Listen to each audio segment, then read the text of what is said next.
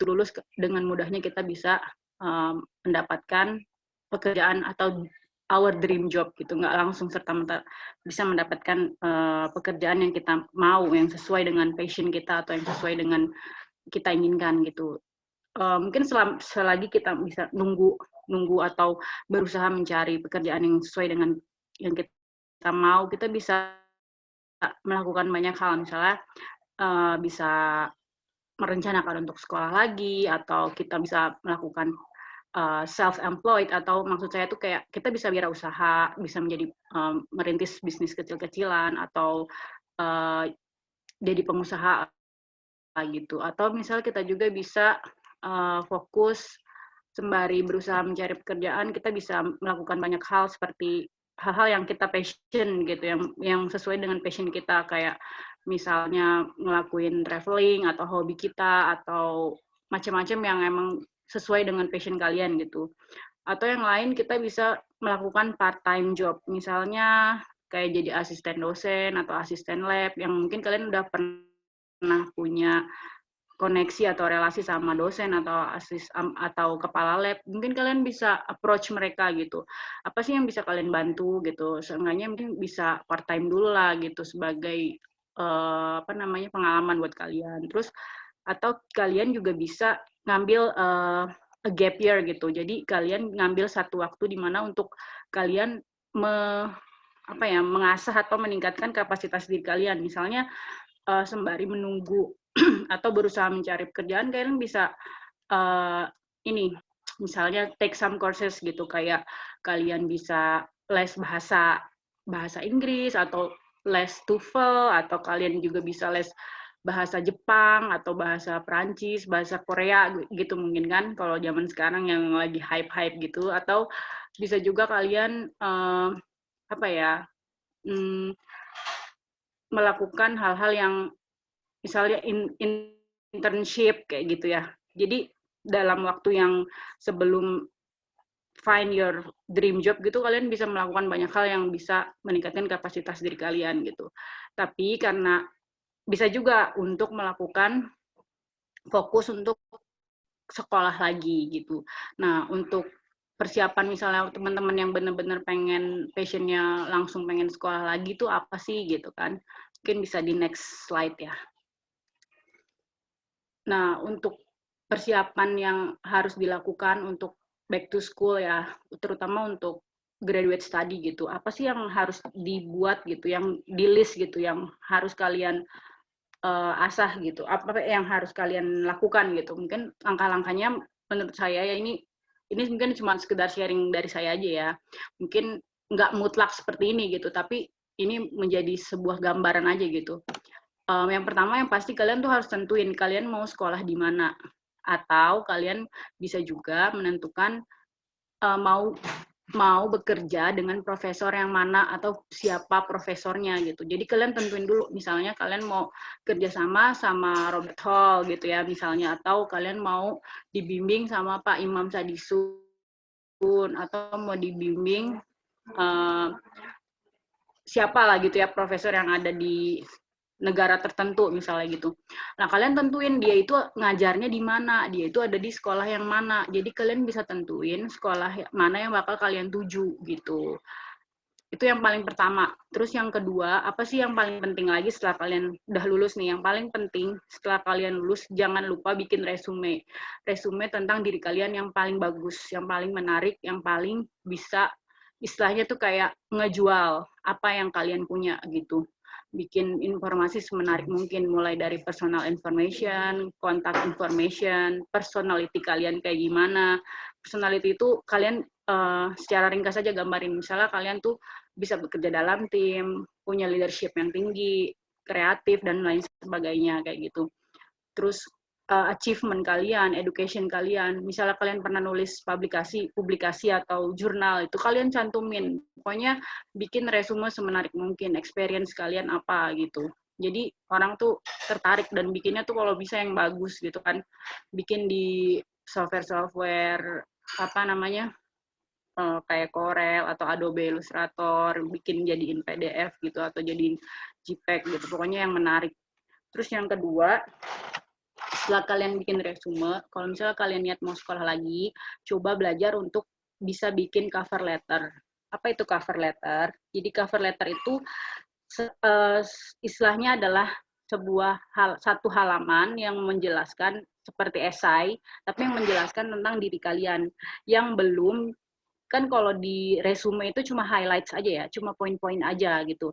Tapi kalau di cover letter itu dia mendemonstrate tentang experience kalian yang misalnya bisa kira-kira cocok gitu, bahwa si profesor ini atau si sekolah ini bakalan beruntung kalau misalnya ngedapetin kalian, atau ketika kalian diterima di sekolah itu gitu. Jadi si cover letter ini adalah kayak sebuah halaman untuk menjelaskan secara spesifik gitu skill kalian itu seperti apa yang belum dituangkan di dalam resume gitu. Terus setelah kalian bikin cover letter, ada juga yang disebut dengan motivation letter.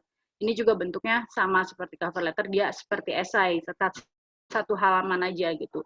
Secara ringkas kalian buat secara klasik ya. Secara klasiknya di dalam sebuah motivation letter itu kita bikin aja 3 paragraf. Yang pertama, paragraf pertama itu pasti biasakan tulis introduction gitu. Jadi kalian introduce yourself di situ di paragraf pertama, terus kalian juga sampaikan kalian mau mau mengajukan diri itu sebagai apa, dan kalian kenapa apply di situ, mengapa kalian apply di sekolah itu, atau kenapa kalian memilih profesor itu, gitu kan. Jadi itu adalah introduction yang harus ada di motivation letter. Terus yang paragraf kedua atau di body text-nya, kalian bisa bikin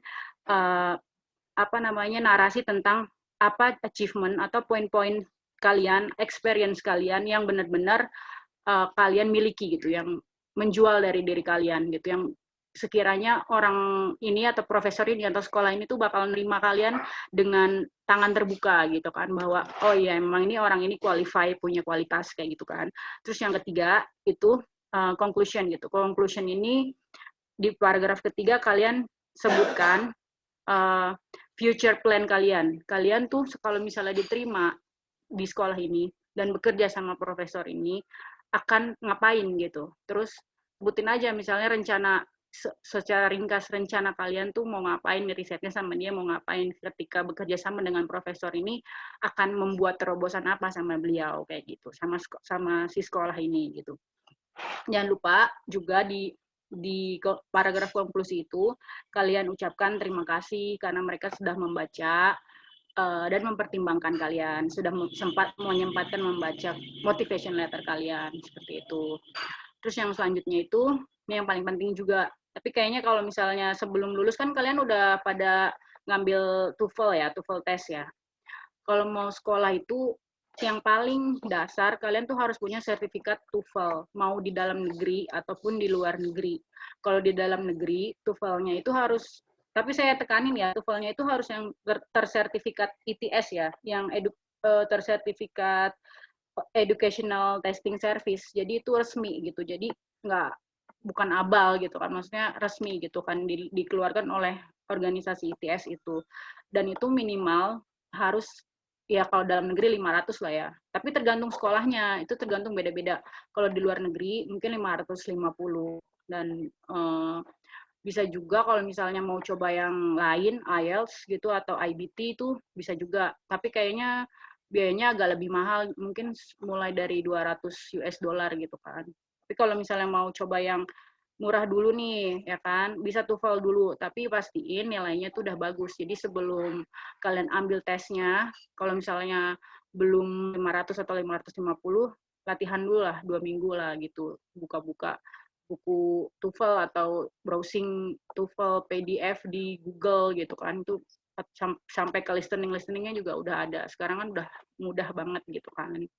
Terus yang selanjutnya itu sertifikat yang perlu kalian punya itu sertifikat GRE atau kalau di Indonesia di dalam negeri itu TPA, tes potensi akademik. Tapi kalau misalnya di luar negeri, mau sekolahnya di luar, kalian harus pakai tes GRE gitu. GRE itu Graduate Record Examinations. Jadi sebenarnya sama, itu untuk menilai atau mengasah kemampuan cara berpikir kalian. Kalian tuh critical thinking-nya udah dapet apa belum kayak gitu. Udah bisa mengikuti cara berpikir seorang saintis apa belum gitu. Karena kan kalau misalnya kuliah itu, kalau misalnya sekolah, kita kan dituntut untuk gimana sih cara berpikir kita yang betul sebagai seorang saintis kayak gitu ya, sebagai seorang akademisi gitu. Jadi sekolah itu kan juga membentuk pola pikir. Jadi makanya ini supaya kita nggak gelagapan gitu ngerjain tugas-tugasnya, itu butuh di awal kita punya tes TPA atau GRE gitu.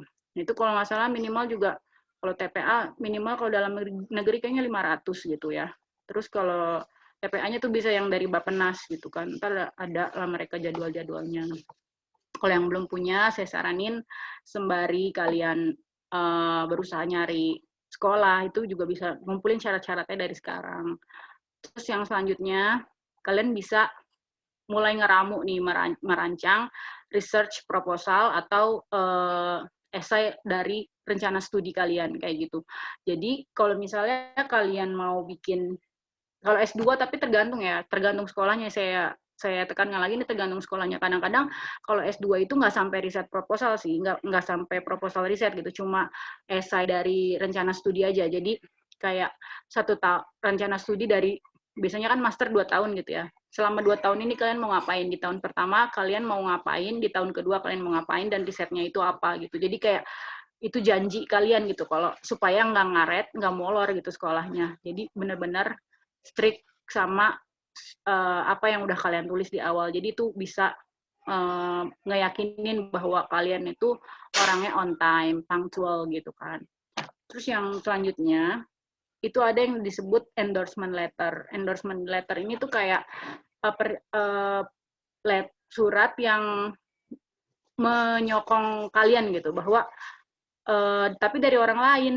Nah, supaya simpelnya ya, menurut saya, gimana caranya ngedapetin endorsement letter itu? Biasanya diminta 2-3 gitu kan, rekomendasi. Ini kayak surat rekomendasi gitu, bahwa kalian ini qualify orangnya gitu. Jadi layak dipertimbangkan gitu. Misalnya bisa didapetin dari pembimbing kalian, pembimbing TA gitu kan. Makanya nih mulai dari sekarang jaga hubungan relasi sama pembimbing kalian, karena itu juga bisa memberikan manfaat gitu, karena mereka suatu saat kalian butuh endorsement letter itu bisa diminta dari mereka.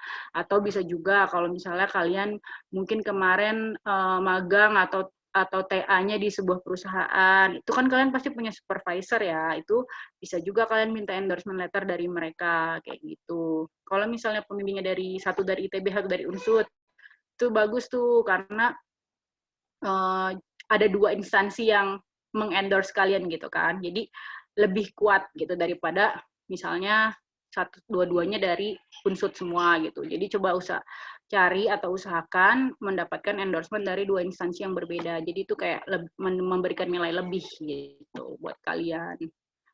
Terus yang selanjutnya, mulai nih kalian pikirin mencari dananya. Apakah kalian mau self funding atau parent funding mungkin ya, kayak mungkin kalian ada yang dapat asuransi pendidikan dari orang tuanya gitu kan, sampai melanjutkan sampai ke S2 itu udah dijamin misalnya sama orang tua kalian gitu dah. Itu tinggal lanjut aja, nggak usah ragu kan, dananya udah ada gitu kan, tinggal tancap. Tapi kalau misalnya kalian nggak ada dananya untuk langsung S2, itu kalian saya saranin untuk mencari scholarship gitu kan, nyari beasiswa. Beasiswa itu sekarang udah banyak ya. Kalian kalau di dalam dari pemerintah Indonesia, ada dari LPDP gitu. Nah, bisa juga dari negara yang kita tuju. Misalnya kalian pingin sekolah di US, kalian bisa nyari dari pemerintah US juga selain dari pemerintah Indonesia. Misalnya Fulbright atau USAID gitu. Kalau di Australia ada AusAid atau Australia Aid. Kalau di Jerman ada DAAD, di Jepang mungkin ada Mumbuso kayak gitu dan lain-lain. di Prancis, di Swiss itu ada sendiri-sendiri gitu. Jadi kalau misalnya kalian coba dulu nih yang dalam negeri yang mungkin kualifikasinya lebih mudah gitu kan, kalian ikutin yang di dalam negeri dulu LPDP misalnya. Kalau misalnya kalian gagal, itu masih ada kesempatan yang lain yang diadakan oleh government atau pemerintahan di negara yang sekolahnya kita tuju. Makanya mengapa saya taruh sekolah itu di yang nomor 1, karena itu penting banget gitu, karena sekolah itu menyediakan punya scholarship sendiri, punya kualifikasi sendiri gitu. Jadi itu kita benar-benar harus tahu mau kemana gitu, sekolahnya di mana gitu. Terus yang selanjutnya ada administrative requirements, yaitu ini lebih yang pasti transkrip ya. Kalau misalnya untuk sekolah yang selanjutnya, transkrip itu udah paling penting gitu kan. Kalau untuk ke luar negeri, kalian harus sediain paspor. Kalian harus bikin paspor kalau belum punya. Terus visa gitu ya, visanya kalian juga siapin. Karena beda-beda kan, kalau ke US, ke Australia, ke Jepang itu visanya beda-beda, syarat-syarat pemenuhan visanya itu seperti apa. Itu juga udah makan waktu gitu. Terus ada yang namanya medical check up secara general, atau jadi negara yang kita tuju juga beda-beda. Ada yang pengen kita medical check up sampai cuma general aja, tapi ada yang menginginkan adanya medical check up sampai ke TBC gitu, yang pakai mantuk. Atau kalau mungkin kan karena sekarang lagi COVID ya, mungkin ada juga syarat untuk swab test gitu kan, beda-beda. Jadi kita benar-benar harus tahu persyaratan negara tujuan kita gitu. Terus yang selanjutnya adalah interview preparation. Jadi kayak kalau misalnya kalian udah melewati nih semua tahap administratif, esai, segala macam, itu pasti kalian akan dipanggil gitu ya, kayak di interview. Ada beberapa penyelenggara beasiswa yang mengharuskan kalian interview, entah itu langsung atau online gitu ya. Kayak DAAD itu kan diberikan oleh pemerintah Jerman, tapi ketika kalian udah qualify nih syarat-syaratnya, itu kalian pasti akan diinterview, dan interviewnya itu kayak gini gitu, online gini. Jadi kalian harus siap gitu. Selain itu kalian juga harus siap bisa menyiapkan public speaking, jawaban-jawaban yang baik gitu. Terus yang terakhir, siapin diri kalian, termasuk mental gitu. Karena apalagi nih ya, kalau misalnya sekolah di luar negeri, karena kan kalian itu bukan cuma merepresentasikan diri kalian sendiri, tapi ketika kita sekolah di luar, kita itu merepresentasikan keluarga kita, instansi atau institusi kita yang kita bawa gitu. Terus juga merepresentasikan negara kita sendiri. Jadi kita emang harus benar-benar pintar bawa diri, jaga diri, bersikap sopan, terus open minded gitu kan. Karena kalau di luar negeri kan teman-temannya itu beda ya, nggak satu kultur gitu. Jadi kita jangan harus open minded gitu. Jadi kita juga bisa menerima banyak informasi dengan baik. Begitupun dengan dosennya sendiri kan pasti bukan orang kita gitu. Jadi kita harus belajar gimana caranya membawa diri gitu. Mungkin itu sharing-sharing yang bisa saya sampaikan berdasarkan pengalaman pribadi saya. Sebenarnya ini nggak mutlak kayak gini ya. Semua itu pasti kayak kalau kalian mau sekolah, kalian pasti tentuin sekolahnya, buka website sekolahnya, syaratnya dari sekolah itu apa. Terus kalian mau nyari beasiswa, buka websitenya, syarat yang diberikan oleh penyelenggara beasiswa itu apa. Tapi yang bisa saya sampaikan, ini loh singkatnya tuh kayak gini, kalian tuh harus punya yang namanya resume kalian, cover letter, motivation letter, terus TOEFL, GRE, terus endorsement letter, rencana studi atau proposal riset kayak gitu. Jadi itu secara ringkas. Nah, mungkin yang detail-detailnya nanti kalian bisa temuin ketika kalian memang benar-benar udah melaksanakan dan nge-research lebih dalam tentang sekolah yang kalian tuju atau beasiswa yang kalian ingin dapatkan, seperti itu. Coba next lagi. Mungkin itu yang bisa saya sampaikan. Ini adalah referensi yang saya gunakan selain daripada pengalaman pribadi saya juga sendiri. yang baik-baiknya semoga bisa diambil dan bermanfaat. Kalau misalnya ada yang salah dan ada yang keliru, mohon dimaklumi, mohon dimaafkan. Terima kasih buat ALB yang udah menyempatkan waktunya, mendengarkan. Semoga apa yang saya sampaikan bisa bermanfaat buat kedepannya. Dan saya ucapkan selamat untuk ALB yang baru dilantik. Semoga kalian, I wish you all the best gitu ya. Semoga ke depan kalian, apapun yang kalian rencanakan, bisa berkah, bisa tercapai semua mimpi dan cita-citanya. Dan ilmunya bermanfaat. Oke, thank you ya. Next. Wabillahi taufiq wal hidayah. Wassalamualaikum warahmatullahi wabarakatuh. Waalaikumsalam warahmatullahi wabarakatuh. Terima kasih Mbak Utami atas penyampaian materinya yang cukup kompleks ya tadi. Mulai dari apa yang Saya harus kita persiapin. Overtime nggak saya? Aman kok Mbak, aman. Sorry ya kalau overtime. Oh ya, terima kasih Mbak. Tadi atas doa-doanya juga, atas penyampaian materinya yang cukup kompleks. Oke. Mungkin buat teman-teman yang ingin bertanya atau kepo-kepo bisa ditahan terlebih dahulu ya, karena selanjutnya bakal ada pemateri yang kedua. Untuk pemateri yang kedua ini dari Mas Zulfikri, angkatan 2006. Halo Mas Zulfikri, apakah suara saya terdengar? Sangat jelas terdengar. Mantap Mas. Oke, tanpa berlama-lama lagi, mungkin waktu dan tempat saya persilahkan Mas. Tunggu. Baik, Assalamualaikum warahmatullahi wabarakatuh. Pertama-tama kita panjatkan puji dan syukur ya kehadirat Allah Subhanahu wa taala karena yang diranya kita berkumpul ya dalam acara ini. Nah, oke, saya perkenalkan, tadi sudah diperkenalkan. Saya Muhammad Zulfikri Ramadan. Saya angkatan 2006, angkatan pertama. Saya lulus di 2 September 2012. Berarti itu hampir udah 6 tahun ya. 6 tahun itu saya kuliah. Pasti bertanya-tanya kok lama gitu kan, 6 tahun gitu kan. Sebenarnya lulus itu tidak harus lulus cepat gitu ya. Tapi lulus tepat. Nah, mungkin itu. Karena mungkin pertama juga kita 2006 itu angkatan pertama. Gitu. Nah, di sini saya akan menyampaikan mungkin ya pengalaman gitu kan. Pengalaman pribadi saya mulai dari saya lulus dan sampai sekarang itu mendapatkan pekerjaan gitu kan. Nah, di sini saya akan mungkin menyampaikan pengalaman pribadi gitu ya. Apa sih next step-nya setelah kita lulus gitu kan.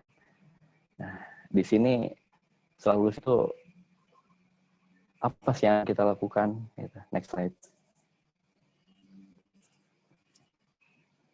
Nah, apa yang harus dilakukan setelah lulus kuliah gitu kan. Itu banyak sekali gitu. Apa yang tadi dibilang Mbak Ayu gitu, Mbak Ayu Utami, kita bisa menjadi jadi apa saja gitu kan. Yang pasti yang pertama itu prioritas pertama pasti bekerja.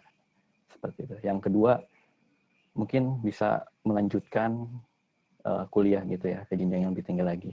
Mungkin yang ketiga bisa jadi seorang berwirausaha atau selanjutnya mungkin kalau udah ngebet itu mungkin bisa nikah gitu kan atau yang lain seperti itu. Nah, oke, next. Nah, bekerja sesuai jurusan kuliah. Apa bisa? Ya pasti bisa seperti itu. Tapi terkadang juga pada aktualnya gitu kan, kadang kita ahli teknik gitu ya, lulusan teknik, tapi bekerja bukan di bidang teknik seperti itu. Itu banyak sekali gitu. Tapi bekerja sesuai dengan jurusan kuliah kita itu banyak juga gitu di sini. Ya salah satunya yang saya ambil ini di bidang pertambangan gitu ya, minerba, yaitu di batu bara seperti itu. Oke, next. Nah, yang pertama ini yang perlu dilakukan sebenarnya sebelum lulus gitu kan, yaitu persiapkan portofolio atau CV kalian seperti itu. Jadi buatlah gitu kan, mungkin sekarang ini kalau dulu saya buat CV sederhana sekali gitu, pakai bahasa Indonesia seperti itu. Kalau sekarang saya lihat-lihat makin sini mahasiswa makin ya luar biasa gitu, CV-nya sangat menarik seperti itu. Jadi memang buat perusahaan itu yang pertama dilihat kalau sekarang gitu kan, yaitu dari penampilan CV. Next. Nah, ini yang paling penting juga, jalin dan perluas koneksi. Maksudnya di sini, jadi sebelum kita lulus, dulu saya cerita nih ya, pengalaman pribadi saya. Dulu 2010 itu saya sudah selesai ya semua SKS mata kuliah gitu ya. Jadi tinggal next selanjutnya adalah PKL sama tugas akhir gitu kan. Cuma di sini kita kan angkatan pertama masih bingung gitu, seperti apa gitu kan. Ya akhirnya kita jalinlah komunikasi dengan teman-teman di kampus-kampus lain gitu. Dan kebetulan dulu itu 2010 itu proyek-proyek itu masih booming seperti itu ya. Contohnya kayak batu bara gitu kan, atau mineral yang lain gitu. Dan di sana saya mencoba gitu, menjalin gitu kan, hubungan gitu kan dengan teman-teman lain di luar gitu kan. Ya akhirnya dari situ hampir 2 tahun gitu ya, saya itu ya hampir ya dulu tuh udah dikasih surat pernyataan gitu kan apa ini kamu mau kayak gini terus atau mau lulus gitu kan. Jadi dulu itu saya itu pertama kali ikut proyek gitu kan, proyek pemetaan gitu kan. Pemetaan awal, mapping awal ya, mapping pembukaan batu bara itu di Kalimantan. Saya ikut teman dan ada ya perusahaan-perusahaan gitu kan, sampai ya nggak kerasa coba mahasiswa gitu kan pada tahun 2010 dikasih proyek, tiba-tiba dapat uang gitu kan, bayaran kita dulu per hari gitu kan, wow gitu, kayak semacam kita jadi raja gitu kan. Dulu sampai anak-anak itu pas berangkat diantar ke stasiun, pas pulang disambut gitu, banyak supporter kayak gitu kan. Nah itulah ada ininya gitu kan, rasa-rasa bangga kayak gitu kan. Kayak dari sana ya hampir 2 tahun saya ikut-ikut proyek-proyek, kerja-kerja freelance seperti itu. Ya udah, akhirnya saya lulus pada September 2012. Apakah di situ saya setelah lulus langsung dapat pekerjaan? Tidak, gitu kan. Susah gitu untuk pada tahun 2012 itu kebetulan pertambangan itu sedang down ya, seperti itu. Dan akhirnya kebetulan saya pembimbing pertama saya itu adalah Bapak Imam ya, Pak Imam Sadisun. Maka saya ikut beliau gitu kan. Setelah lulus itu saya ikut beliau ngikut proyek-proyek sebagai asisten proyek.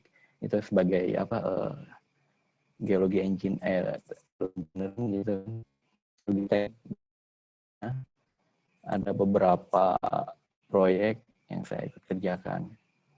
Nah, dari sana itu kan pada tahun berapa 2013-an awal gitu kan. Banyak itu job fair seperti itu kan. Nah, ikutin saya CV gitu kan di semua perusahaan-perusahaan gitu kan.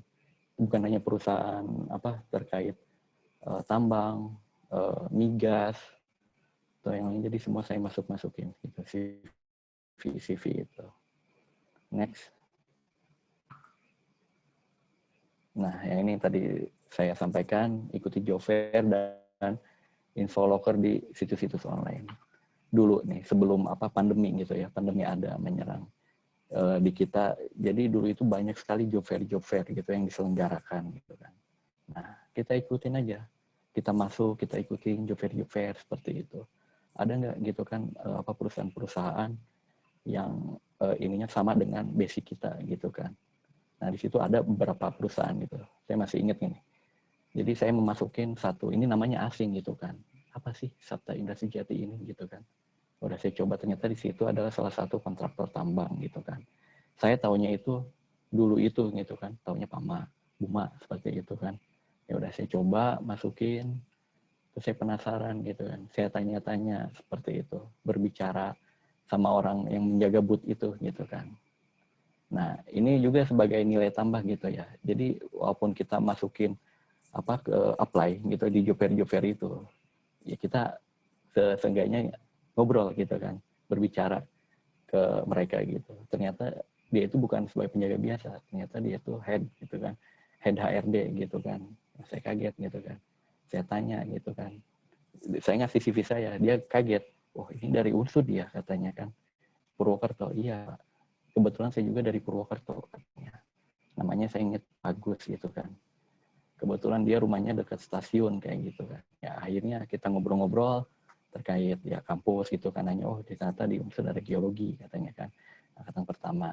Oh ya udah, di situ kita ngobrol-ngobrol, ngobrol asik sampai ya udah silakan Mas coba aja, ya udah saya nyoba gitu kan. Seperti itu. Masukin beberapa sambil nunggu gitu kan, sambil nunggu panggilan saya ikut.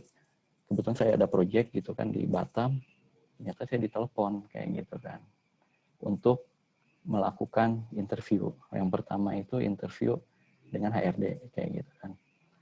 Selain interview HRD itu by phone, terus selanjutnya interview dengan user seperti itu.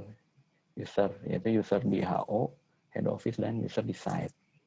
Nah di sana saya ngasih ini aja pengalaman. Jadi pada saat si mengasih jadwal wawancara itu, dia semuanya jam 8 gitu kan. Kita datang kalau sebisa mungkin ya sebelum jam 8 seperti itu. Biar kita nunggu daripada mereka menunggu. Nah, itu kan jadi ngelihat ke kitanya itu sungguh-sungguh seperti itu.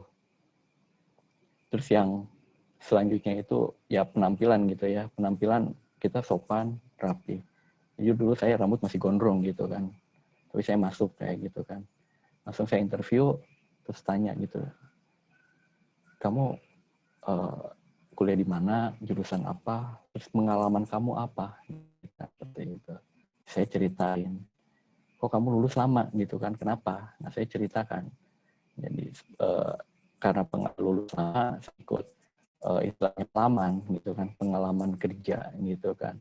Jadi pengalaman kerja mulai dari seorang well site geologis, terus mapping, terus sama yang lain-lainnya gitu seperti itu. Oke, nah di situ sebenarnya itu ada nilai tambah juga gitu, walaupun kita masih dianggapnya fresh graduate gitu kan. Di situlah nilai tambah kita.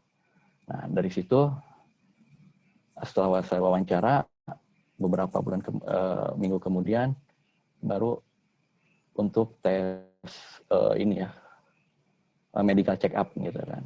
Nah di sini kebanyakan banyak yang gugur gitu terkait medical check up gitu kan. Nah, di sini mungkin saya ngasih ini aja pengalaman aja. Jadi pada saat kalian mau medical check up, kalian itu istirahat gitu kan, jangan begadang, itu yang pertama. Jangan pernah begadang. Terus yang kedua, pertama istirahat yang cukup, yang kedua jaga pola makan, itu kan.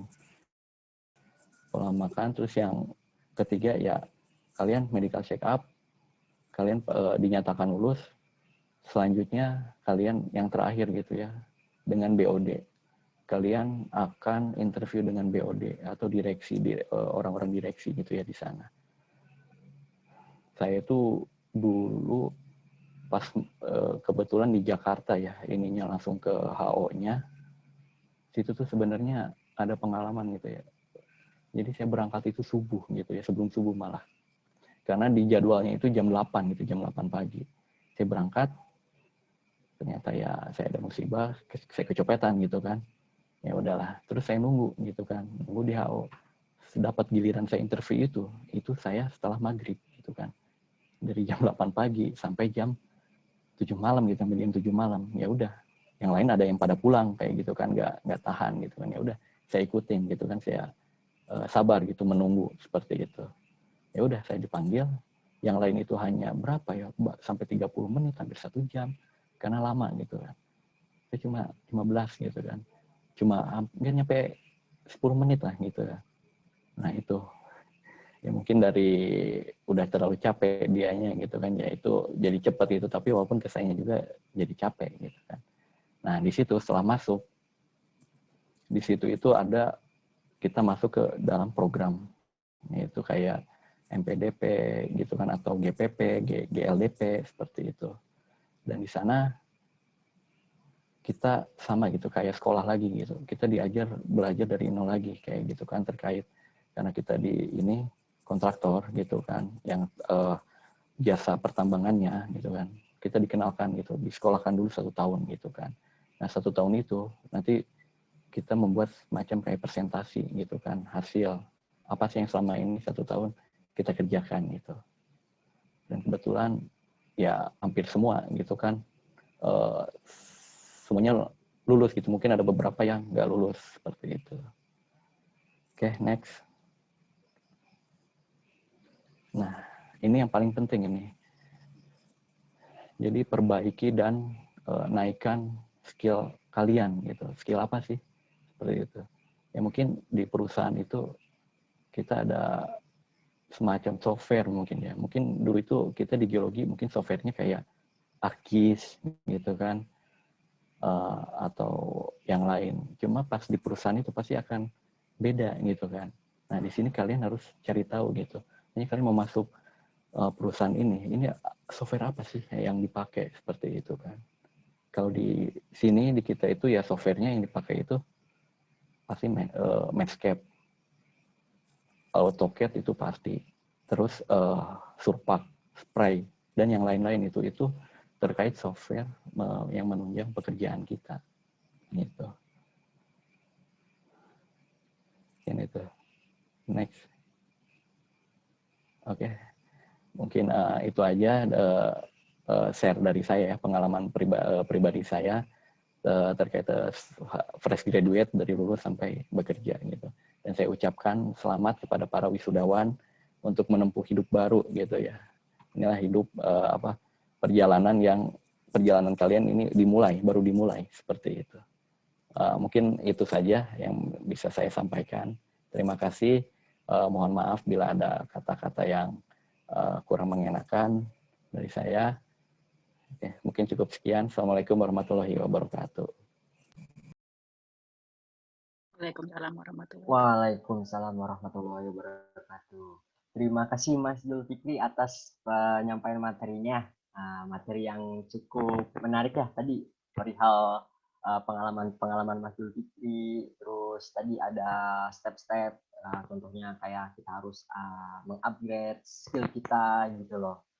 Nah, mungkin buat rekan-rekan bila ada yang ingin ditanyakan atau dibingungkan, monggo bisa menulis instruksi pada kolom chat.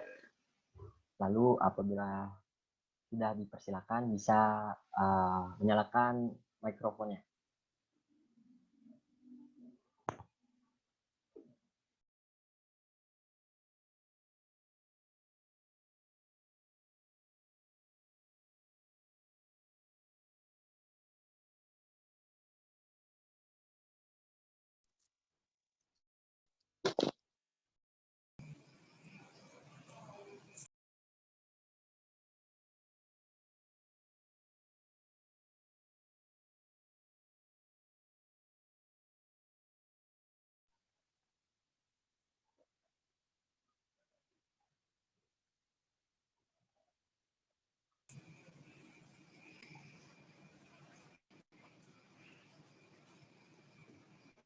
Ya, untuk rekan-rekan apabila ada yang ingin ditanyakan bisa langsung saja ketik kolom chat instruksi di kolom chat ya.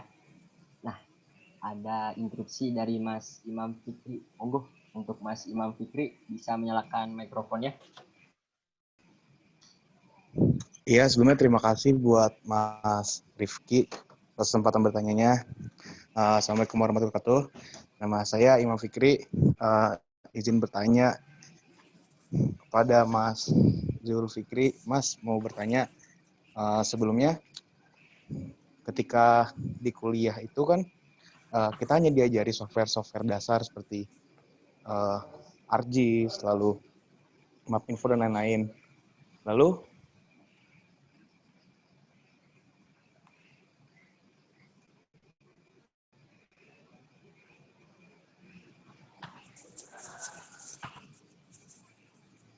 Kayaknya terputus nih, nggak ada suaranya. Dari kampus itu tidak diajarkan. Apakah sebaiknya kita sebagai fresh graduate itu mengambil sertifikasi untuk software tersebut, atau ketika nanti bisa diterima di perusahaan terkait, kita bisa belajar di sana ya. Terima kasih. Oke, baik. Terima kasih Mas Imam Fikri. Sama ya, namanya Fikri ya. Oke, jadi yang terkait software itu, dulu juga saya ditanya, kamu bisa software apa gitu kan? Ya udah saya jawab yang basic gitu kan, ArcGIS. Terus tadi Mapinfo seperti itu kan, nanya itu. Dan mereka, oh oke, katanya bisa. Terus yang lain, saya jawab jujur, saya belum bisa kayak gitu, belum tahu apa aja gitu kan softwarenya. Karena dulu kan keterbatasan gitu kan akses atau apa. Kalau sekarang kan sebenarnya terkait untuk latihan software atau apa yang lainnya itu sudah banyak gitu kan di internet.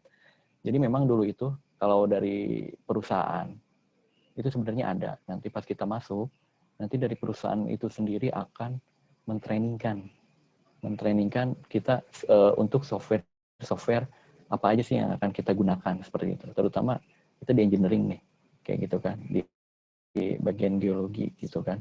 Apa aja sih gitu kan, yang basic kayak Landscape kayak gitu kan, atau AutoCAD gitu kan, atau Supak, atau sebenarnya ArcGIS kepake juga itu untuk pembuatan petanya seperti itu. Kalaupun kalian mau umpamanya itu bisa sendiri, sebenarnya nggak usah ambil sertifikasi, kalian belajar otodidak aja, itu mudah kok, sama kayak ArcGIS atau Mapinfo itu sama, hampir sama kayak gitu.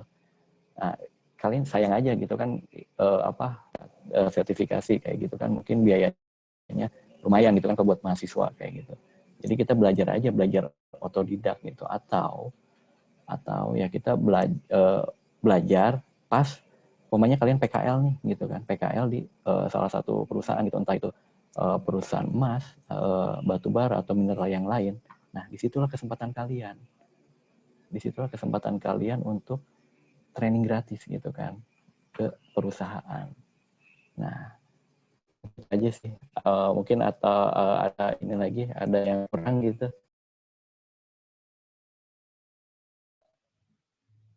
Nah, gimana Mas Imam Fikri? Nah,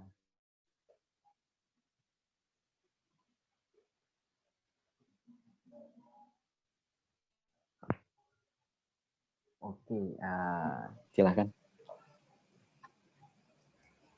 dari Ayo Imam kita Fikri itu santai aja kan, nih, kayaknya ini banget, sepi banget gitu kan. Kita santai aja, relax aja. Tanya-tanya aja apa yang kalian lulusan terbaru itu, lulusan yang baru gitu kan, atau yang belum lulus, silahkan tanya-tanya aja gitu kan, terkait nanti ke depannya seperti apa gitu kan. Kita santai aja ya. Kayaknya kaku banget. yuk terus udah diingatkan sama Mas Imam, Mas Zulfikri terkait, ayo kita tanya, mumpung ada pemateri-pemateri yang handal, udah cukup berpengalaman di sini gitu loh. Untuk para partisipan, apabila ada yang ditanyakan bisa mengetik instruksi di kolom chat.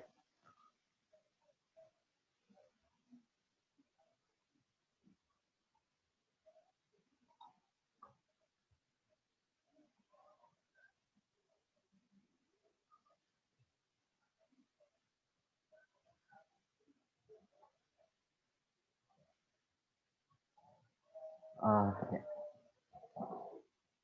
Sembari menunggu partisipan Gitu. bertanya, Mas Mbak, aku mau nanya boleh? Boleh. Langsung silahkan. Apa ya Mas Mbak? Jadi kadang orang tuh punya keidealisan ya Mas Mbak. Jadi keidealisan itu kadang nggak sesuai realita yang ada gitu. Terus menurut Mas Mbak nih, tips yang tepat ketika kita nih mau menuju ke idealisan kita, tapi kayak terhalang oleh realita yang ada gitu. Apa kita harus meneruskan keidealisan kita, atau kita bukan pasang sih jatuhnya, menerima realita yang ada gitu. Menurut Mas Mbak itu seperti apa ya? Dari Mbak Ayu dulu. Oke. Maksudnya idealis itu dalam hal apa nih? Maksudnya pengen strict kerja di gimana maksudnya keadaannya tuh? Kan kita ya, jadi kita kadang mahasiswa baru nih Mbak. Nah, mahasiswa baru kan kadang punya impian, wah aku nih harus masuk geologi nih, harus kerja di tambang, perminyakan segala macam. Tetapi apa ya, sering berjalannya waktu, wah kayaknya nggak mungkin deh aku kerja di sini, aku nggak mungkin deh aku mau ke sini. Jadi kadang apa ya, kadang ke realita itu tuh kayak mengharuskan kita udahlah idealis, kita jangan terlalu idealis gitu loh. Kalau iya, kalau misalnya dari saya, kirain saya tuh kayak idealisnya gini, kamu pengennya kerjanya di oil and gas, terus ada tawaran di tambang nggak mau gitu misalnya. Tapi kalau ini lebih general lah, yang penting geologi sama non geologi gitu ya, berarti ya versusnya ya. Iya. Kalau misalnya dari saya sih itu sebenarnya balik lagi ya ke orangnya. Jadi kalau misalnya kalian bikin target aja, misalnya nih kalian mau nunggu misalnya selama punya target gitu. Aku targetin untuk cari kerja misalnya maksimal sampai 1 tahun. Itu kayak a year gap gitu ya, 1 tahun yang dikosongin, tapi jangan benar-benar kosong untuk sambil diisi sama hal-hal yang bisa saya sebutin tadi, kayak misalnya sambil kursus, nyari-nyari internship, nyari-nyari beasiswa, atau misalnya nyebarin CV sebanyak mungkin gitu, atau sambil melakukan hobi-hobi kayak gitu ya. Kalian bikin target dulu gitu. Mau berapa lama kalian mencari pekerjaan gitu ya kan? Pasti kan kalian punya target dong. Misalnya oke nih dalam 1 bulan harus sudah dapat kerja, atau dalam 3 bulan harus sudah dapat kerja, atau mungkin 6 bulan, atau dalam 1 tahun harus sudah dapat kerja sesuai dengan passion yang kalian mau, sesuai misalnya kayak your dream job gitu loh ya. Tapi kalau misalnya dalam penantian kalian itu misalnya belum dapat juga, menurut saya ya realistisnya nggak ada salahnya kita mencoba hal-hal yang baru, yang misalnya kesempatan itu datang kepada kita duluan gitu ya kan. Tapi bukan berarti habis itu kita misalnya nerima pekerjaan yang tidak sesuai degree kita gitu ya misalnya, dan itu nggak sesuai sama passion kita. Soalnya ada loh, misalnya itu nggak sesuai degree kita, tapi itu juga salah satu passion, itu nggak sesuai kan sama degree kita, sama geologi. Tapi ada orang yang passionnya memang di situ gitu, dan dia menjalankannya happy-happy aja. Tapi kalau misalnya ada tawaran pekerjaan yang misalnya itu bukan passion kamu dan bukan degree kamu, dan dalam penantian kamu juga itu udah lewat batas penantian kamu gitu kan ya. Menurut saya ya nggak apa-apa lah, ambil aja kesempatan itu untuk nyari pengalaman. Tapi bukan berarti kalian juga diem gitu. Tetaplah nyari selama kalian juga sambil menjalani pekerjaan yang kalian ambil saat itu, yang mungkin bukan both of your passion or your degree gitu. Tapi kalau misalnya bukan di degree tapi kalian passionate, ya kenapa enggak gitu. Itu sih yang bisa saya sampaikan. Mungkin Mas Fikri bisa nambahin. Kayaknya udah semua ya dari Mbak Ayu itu. Semua sudah terjawab. Jadi kalau dari saya sih sebenarnya terutama gitu ya. Sekarang kan itu waktu itu kan terus berjalan gitu kan. Kita boleh idealis, bisa idealis, cuma harus seimbang dengan realita kayak gitu kan. Ya contohnya kayak ada teman gitu kan. Dia dari degree teknik geologi gitu kan.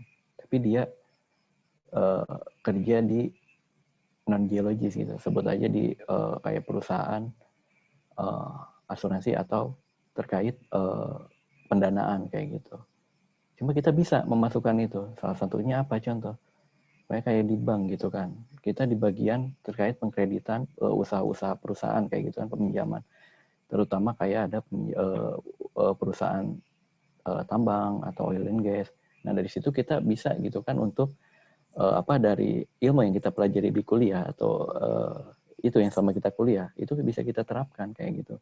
Jadi kita bisa analisis, oh ini benar nggak perusahaannya, sesuai nggak, oh ini dari lihat laporan awal dia gitu keuangan terkait eksplorasi, terus selanjutnya ke eksploitasi itu sudah sesuai apa enggak. Nah itu bisa sebenarnya kayak gitu.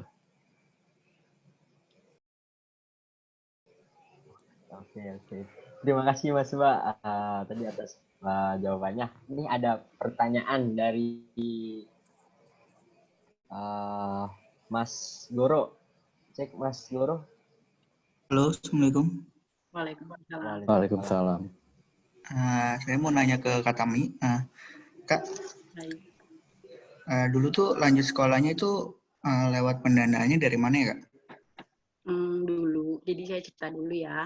Dulu tuh saya pernah apply LPDP, terus habis itu gagal ya, pas di tahap online test gitu deh, atau pokoknya online assessment ya, kalau nggak salah online assessment. Terus habis itu saya bingung tuh padahal waktu itu di LPDP saya apply-nya di ITB gitu.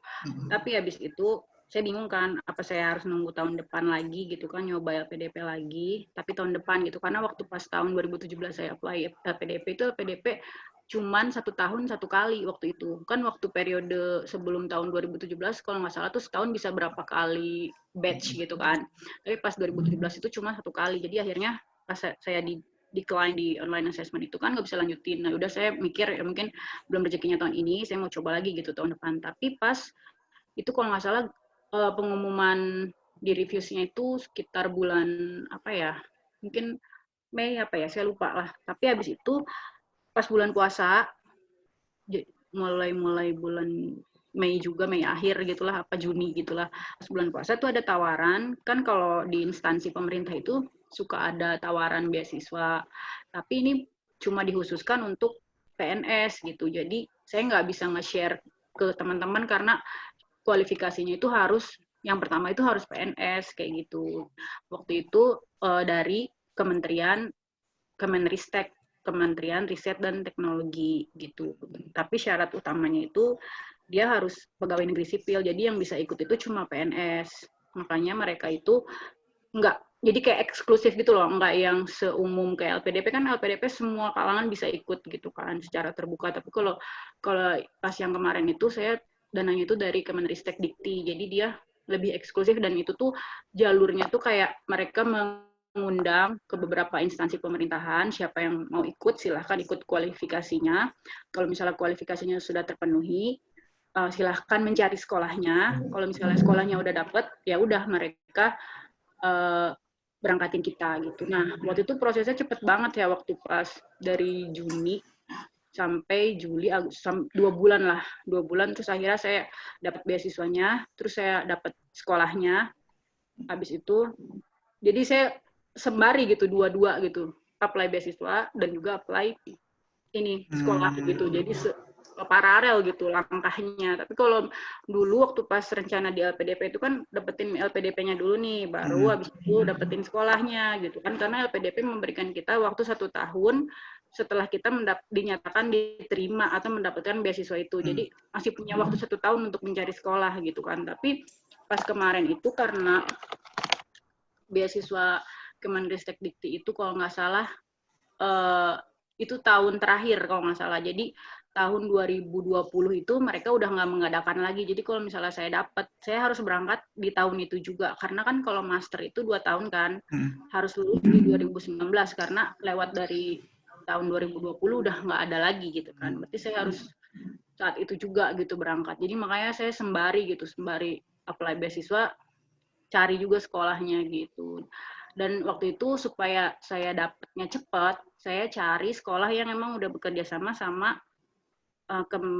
Kemenristek Dikti gitu kan, sama kan kayak LPDP juga udah ada list-list sekolah yang dia ini kan kerjasama gitu, istilahnya kayak udah ditunjuk gitu. Jadi biar cepat, udah saya cari sekolah yang kerjasama dengan penyelenggara beasiswa tersebut. Jadi cepat banget itu. Tapi emang jadi capek sih, emang repot gitu karena kan harus tes segala macem, nyiapin paspor, visa, terus nyiapin esai segala macem lah, karena 2 gitu yang di apply gitu.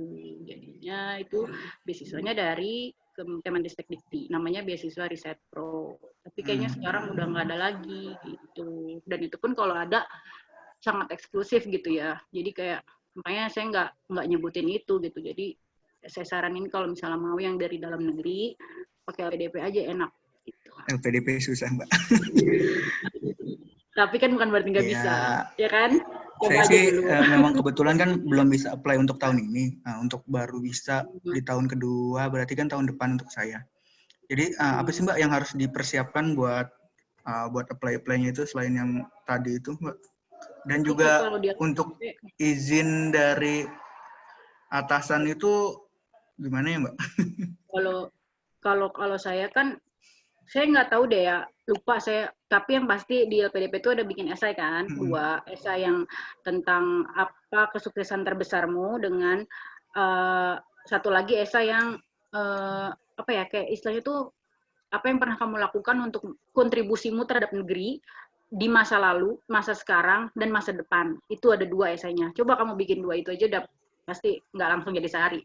Maksudnya itu tuh butuh inspirasi, butuh pemikiran, butuh waktu yang benar-benar kalian harus serius nulisnya karena itu ada batasan berapa halaman, berapa kata gitu. Tapi harus benar-benar nge-describe semuanya gitu supaya esai kamu itu kan penentu pertama supaya lolos administrasi. Kalau misalnya administrasi lolos, baru ada online assessment. Kalau online assessment lolos, baru interview. Dari situ baru ke interview lolos, baru kamu keterima beasiswanya gitu kan.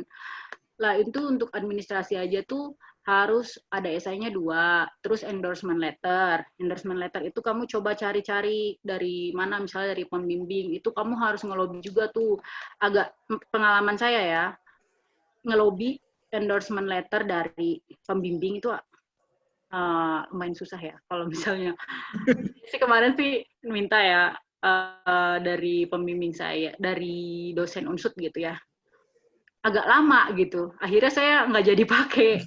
Akhirnya saya minta ke atasan kantor sama satu lagi dari Pak Halid dari pembimbing S1 yang dari ITB gitu tuh. Pak Halid lumayan cepat sih, tapi kalau dari dosen Unsut tuh kemarin agak lama karena mungkin pertama saya juga kan nggak tatap langsung ya karena hubungannya itu cuman via teks gitu. Tapi kan kalau misalnya Pak Halid tuh saya bisa nyamperin gitu, biasa silaturahmi dulu gitu kan. Karena kan jauh kan di Purwokerto gitu, saya waktu itu di Bandung posisinya. Jadi karena saya juga butuhnya cepet, akhirnya ya udahlah saya pakai Pak Halid sama atasan. Itu coba deh kamu cari dari sekarang ngumpulin endorsement letter karena butuhnya minimal kalau nggak salah 2 deh LPDP itu. Atau 3 ya, lupa saya. Pokoknya coba dari sekarang, karena itu juga agak lama loh nyari endorsement letter. Kalau yang bisa kasih cepet ya kamu pakai yang cepet gitu. Terus tes medical check up, tes TPA, kamu udah tes TPA apa belum? Kalau belum coba ambil karena itu lumayan kok berlakunya lumayan lama deh kalau misalnya buat tahun depan ya. Jadi bisa diambil dari sekarang gitu. Terus TOEFL juga bisa berlaku 2 tahun. Itu kamu bisa ambil juga dari sekarang. Kalau misalnya itu udah ada, jangan kayak saya gitu.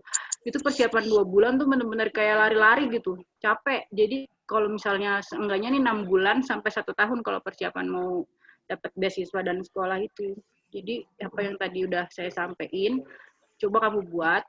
Terus kamu buka nih website LPDP. Di situ kan ada manual book ya. Kayak guidance-nya itu syarat apa aja yang harus dipenuhi. Nah, itu udah lengkap semuanya deh. Tinggal buat aja di checklist satu-satu yang udah, yang kurang tinggal ini deh. Mungkin nanti pas libur kayak gitu. Kalau misalnya buat izin atasan, menurut saya nggak tahu ya itu tuh di LPDP izin atasan kayaknya di awal administrasi apa pas udah keterima ya. Tapi kalau misalnya di awal, kalau enggak, kamu dapetin sekolah dulu aja kali gitu, biar dapetin. Salah satunya itu triknya. Agak susah sih Mbak kalau di instansi saya nih kan karena instansi teknis jadi agak susah mungkin. Iya ya, agak susah ya. Iya intinya sih dapetin salah satunya deh coba. Kalau misalnya udah dapet salah satunya, itu kayaknya bisa deh buat di lobby-lobby gitu. Oke Kak, makasih. Terima Ya, kasih buat sukses ya sharingnya. Kak. Ya, sama-sama. Oke, terima kasih Mas Wahyu atas pertanyaannya. Nah, lanjut ke pertanyaan yang kedua nih. Ada dari Mas Ihsan. Mas Ihsan, cek. Halo.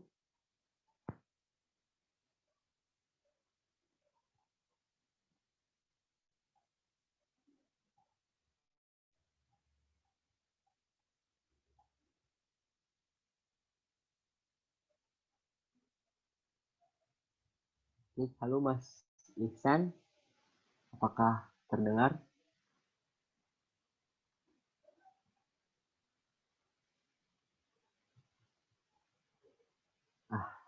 Ya udah, izin dibacakan aja ya Mbak Ayu, terkait pertanyaannya. Nih, ada pertanyaan dari Mas Ihsan. Izin bertanya Mbak, untuk gelar Mbak Ayu kenapa MA? Umumnya lulusan Master Geologi, setahu saya MSc. Bedanya apa ya Mbak? Terima kasih sharingnya. Iya, Monggo Mbak. halo Ihsan, salam kenal. Tadi saya udah sempat jawab juga ya di atas. Jadi kalau MS itu sebenarnya tergantung negara dan tergantung sekolah, dan di sekolahnya pun atau universitas, dan itu di sekolahnya pun di dalamnya lagi tergantung fakultas dan tergantung departemennya lagi gitu. Di dalam fakultas tuh ada departemen-departemen lagi. Jadi kayak misalnya nih di Amerika, di US sama di Inggris ya misalnya. Master of Science itu beda, MS sama MSc. Itu bedanya. Kalau misalnya di US dia pakainya MS, tapi kalau di Inggris kalau nggak salah ya kayaknya MSc deh. Saya kurang tahu juga sih di Inggris tuh kayaknya MSc deh. Terus habis itu di sekolah saya kemarin ada yang namanya program S2, tesis sama non tesis kayak gitu. Nah, saya itu kemarin ngambil program S2 yang non tesis. Jadi kalau di sekolah, di departemen saya kemarin di universitas saya, yang non tesis itu sama tesis sama dia dibedain gelarnya MA sama MS kayak gitu. Tapi sejak tahun 2020 kemarin, yang tesis maupun non tesis itu sekarang udah sama gelarnya jadi MS kayak gitu, karena itu sih sebenarnya kayak cuman permasalahan birokrasi atau administrasi dari sekolahnya, dari kampusnya, dari si departemennya gitu. Makanya sekarang kan juga itu sebenarnya fleksibel, kadang bisa berubah gitu. Tapi walaupun kemarin saya ngambil program yang non tesis, jadi tesis sama non tesis itu dibedain dengan adanya tesis yang tesisnya itu di defense kan. Jadi defense itu kayak pendadaran atau sidang gitu kan. Nah, kemarin itu saya nggak melakukan tesis yang ada defense-nya, tapi saya melakukan riset kayak gitu. Nah, riset yang saya lakukan dipaparkan di seminar ilmiah di Amerika kemarin gitu. Di 2 kali kalau nggak salah, di PTTI sama satu lagi di APG Ohio. Tapi yang PTTI Petroleum and Technical Conference gitu, itu saya datang, saya conference gitu, poster tentang riset saya. Tapi yang kedua yang di APG Ohio itu saya nggak datang karena saya udah keburu pulang gitu. Jadi saya pulang bulan Agustus, yang seminar APG Ohio-nya itu bulan Oktober. Jadi saya nggak keburu gitu. Jadi saya udah keburu pulang. Jadi seminarnya itu, risetnya itu diseminarkan, dipaparkan oleh pembimbing saya. Jadi saya nulisnya bersama pembimbing saya gitu. Itu deh ceritanya. Oke, bagaimana Mas Ihsan? Mas Ihsan masih ada di room ya? Nampaknya Mas Ihsan tidak ada di dalam room, Mbak Bayu. Oke, Udah mungkin cabut. ya. Mungkin lanjut ke pertanyaan berikutnya dari Mas Sandi. Halo Mas Sandi, bisa menyalakan mikrofonnya?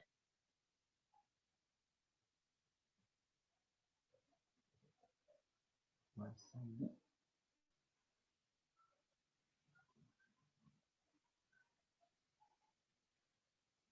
Nampaknya sudah tidak ada juga. Mungkin dibacakan aja kali ya Mbak pertanyaannya. Bentar. Nah, Boleh, Mbak Ayu, terima kasih atas tips and tricksnya. Boleh sedikit sharing dong Kak, bagaimana pengalaman kuliah di USA? Apakah ada perbedaan dengan kuliah di Indonesia atau negara lain? Untuk master di USA, ada nggak tips-tips kampus mana aja yang bagus untuk dipilih? Aku ingin belajar pengkayakan REE di batuan sedimen. Mungkin bisa dijawab, Mbak. Iya, boleh ya. Bismillahirrahmanirrahim. Kuliah di US sama di Indonesia ya. Bedanya pakai bahasa Inggris sama bahasa Indonesia. mungkin ini apa ya, culture-nya yang beda gitu. Yang pertama, mereka itu dari segi individualnya ya, dari segi orang-orangnya itu mereka lebih individualistis, beda sama kita. Kalau kita ngerjain laporan, bikin kelompok, ngerjainnya bareng-bareng ya kan.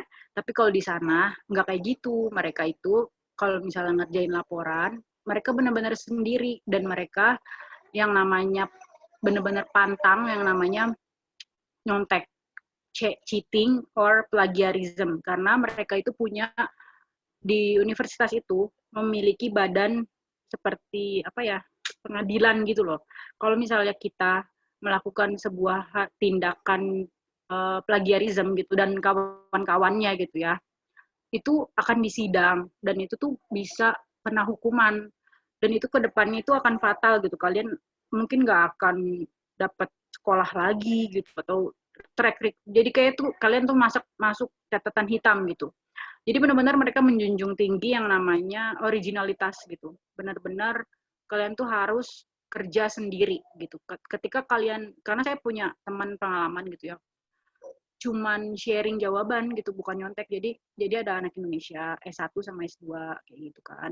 Anak S1-nya ini nggak datang waktu praktikum, terus dia minta soalnya dong.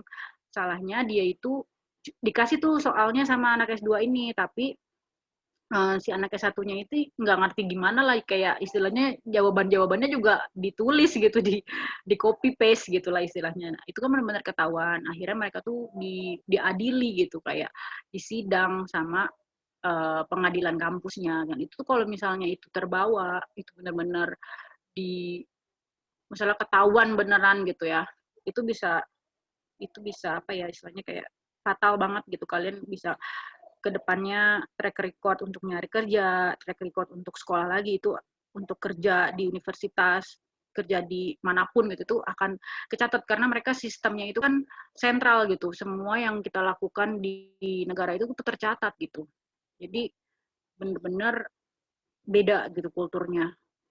Terus kalau misalnya yang lebih signifikan lagi apa ya? Ya intinya mereka tuh nggak ada perbedaan gender gitu. Mau cewek, mau cowok, kalau misalnya kalian disuruh bawa alat yang berat sekalipun dia bawa gitu. Jadi nggak ada yang namanya, kalau di Indonesia itu kan, kasihan tuh cewek, jangan cewek dong yang bawa, kayak gitu ya. Kalau di sana mah nggak ada kasihan-kasihan, karena di sana tuh prinsipnya ya kita sama-sama sekolah di sini gitu. Nggak ada yang mana yang lebih dominan, yang mana lebih kuat gitu, nggak ada istilah kayak gitu di mereka, kayak gitu. Jadi istilahnya kalau misalnya kalian udah nyemplung di geologi, capeknya sama ya sama, mau cewek mau cowok, mau lebih muda mau lebih tua, itu sama. Karena saya aja punya teman udah 40 tahun lebih, tetap aja kalau misalnya mereka harus ke lapangan, harus bawa alat gitu berat, ngegendong alat-alat misalnya buat apa geofisika gitu, ya waktunya ngegendong gitu, nggak ada kasihan-kasihan gitu. Terus mungkin yang kedua, kampus yang bagus gitu. Sebenarnya banyak ya kampus yang bagus di US. Kalau buat geologi itu kayak mungkin ada Massachusetts, terus sebenarnya tergantung jurusannya sih. Terus Columbia University di California, Stanford University. Tapi kalau misalnya untuk REE lebih ke rock and mineral gitu ya, misalnya itu mungkin di Colorado, ada Colorado State University, itu dia rock and mineral school gitu, emang khusus gitu di Colorado situ. Kalau misalnya emang mau yang lebih ke rock and mineral gitu, itu sih mungkin yang bisa saya sampaikan. Oke, terima kasih Mbak Ayu atas jawabannya. Oke, lanjut ke pertanyaan berikutnya dari Mas Galih. Halo Mas Galih, bisa menyalakan mikrofonnya?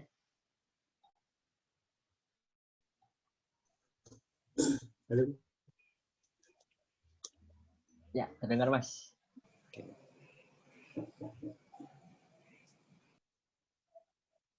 Assalamualaikum warahmatullahi wabarakatuh. Waalaikumsalam warahmatullahi wabarakatuh. Buat Mas Fikri ini. Mas Fikri, kalau dari tadi kan banyak pertanyaan. Buat yang baru lulus. Kalau saya lebih ke teman-teman yang lagi berusaha lulus, yang masih kuliah, terutama untuk tugas akhir nih Mas Fikri. Nah, saya lihat di kampus kita untuk tugas akhir di perusahaan itu agak jarang, terbilang jarang. Mungkin di tempatnya Mas Fikri, apakah bisa untuk mahasiswa tugas akhir itu bisa desain Mas sebenarnya seperti apa? Kalau saya lihat sepertinya di SIS itu lebih banyak mahasiswa UI malah yang TA di SIS gitu. Iya, betul Mas Gali. Aduh, kebetulan Mas Gali ini saudara saya di sini kan, gitu kan. Siap ke lapangan pasti saya mengusahakan untuk menemui beliau ini kan. Luar biasa memang Mas Gali ini. Jadi terkait untuk tugas akhir ataupun PKL, praktek kerja lapangan, itu sangat bisa. Itu terutama di Adaro Group ini itu sangat terbuka. Jadi saya ini aja ya, pengalaman aja. Saya itu sudah membimbing banyak lah, udah lebih dari 1, 2, 3, 4, hampir 10 gitu, 10 mahasiswa. 10 mahasiswa bimbingan saya itu dari berbagai macam kampus. Itu ada dari UNPAD, UI, terus Undip, terus dari Trisakti, dan itu kebetulan semuanya geologi. Kebetulan mereka ngambil PKL dan tugas akhir kegeologian, maka saya yang bimbing seperti itu. Jadi saya cerita sebentar ya. Jadi pas pembimbingan itu sebenarnya sangat mudah gitu untuk kita mengajukan bahwa kita pengen nih untuk melakukan tugas akhir atau praktek kerja kuliah lapangan kayak gitu kan di perusahaan. Seperti itu sangat mudah. Jadi dari kampus kita gitu kan, Unsur gitu kan, atau dari personalnya dulu itu hanya tinggal mengirim email aja ke HRD kita gitu kan. Di situ kan ada di websitenya kayak gitu kan, di terutama di Adaro gitu ya, di Adaro Group itu ada, silakan dimasukkan gitu. Itu mudah aja, cuma itu aja. Jadi syaratnya itu mengirimkan email, terus judul TA atau tesis yang akan dibawa terutama terkait ke bidang pertambangan seperti itu. Jadi saya cerita, jadi saya udah membimbing beberapa mahasiswa dari udah lama gitu ya, udah hampir 10 lebih mahasiswa saya bimbing, alhamdulillah mereka lulus, dan alhamdulillah ada 2 orang yang tadinya TA di sini di Adaro, akhirnya dia dipanggil seperti itu. Jadi dia nggak masukin lamaran kerja, tapi langsung dia di calling gitu kan, dipanggil sama Adaronya, ya udah sekarang kerja gitu seperti itu. Jadi yang tadinya bimbingan saya ternyata jadi anggota tim seperti itu, kayak gitu Mas Gali. Jadi sebenarnya untuk saya berharapnya gitu kan, dulu itu saya sempat ini juga sih, kok dari adik-adik gitu ya, dari Unsur kok nggak ada yang ini gitu kan, nggak ada satupun gitu, entah itu di AI-nya Adaro Indonesia, Adaro Energi, atau di bisnisnya, di Adaro Service-nya seperti itu. Jadi kebanyakan dari mahasiswa lain gitu kan, seperti itu ya. Mungkin itu agak saya agak sedih juga kemarin gitu kan, kok yang dibimbing itu memang mahasiswa geologi tapi bukan adik kelas saya seperti itu. Saya pengennya sih ada gitu adik kelas yang mudah-mudahan gitu kan, pandemi COVID-19 ini cepat berakhir, kita bisa ya kembali, mungkin sebutnya AKB ya, kembali ke new normal seperti itu. Mungkin nanti perusahaan-perusahaan ini akan membuka keran lagi seperti itu untuk mahasiswa tugas akhir atau PKL seperti itu. Oke, terima kasih Mas Vicky atas pencerahannya. Mungkin buat adik-adik kita, buat yang 2019, 2018, 2017 yang bingung, mudah-mudahan dapat pencerahan dari Mas Fikri. Dan mungkin buat teman-teman mahasiswa jangan sungkan-sungkan untuk menghubungi kakak-kakaknya yang udah lulus. Mungkin cukup sekian dari saya, Mas. Terima kasih. Mas Fikri sama Mas Gali. Ini ada salam nih dari Mas Bayu nih, mau JB ini. Waalaikumsalam. Itu Mas Bayu saya suruh Ya. gabung. Wah, ini Mas Bayu. Paksa gua, Katanya Ya pengen harus nambah gitu lah, lagi tuh Mbak Bay. Ayu. Tambah apa? Anak lah. Udah berapa? Udah 3 kah sekarang? Dua. Oh, 2 ya. Cukup 2 ya. Buat Mbak Ayu dong, pertanyaan dong. Oh, Bisa ya nggak? silakan Mas Gali. Mumpung ada Mas Bayu juga di situ. Ini Mbak Ayu, mungkin Mbak Ayu kan dulu waktu kuliah sangat disibukkan dengan kegiatan organisasi. Jadi pengurus HMTG, jadi pengurus ICC kalau nggak salah ya, Mbak ya. Isi ya betul. Betul. Jadi mungkin penjelasan tips dan triknya Mbak supaya kuliah jalan, himpunan juga jalan, organisasi, Mbak. Buat teman-teman yang mahasiswa. Karena saya lihat itu teman-teman semakin kesini tuh semakin takut untuk mengikuti organisasi. Gitu.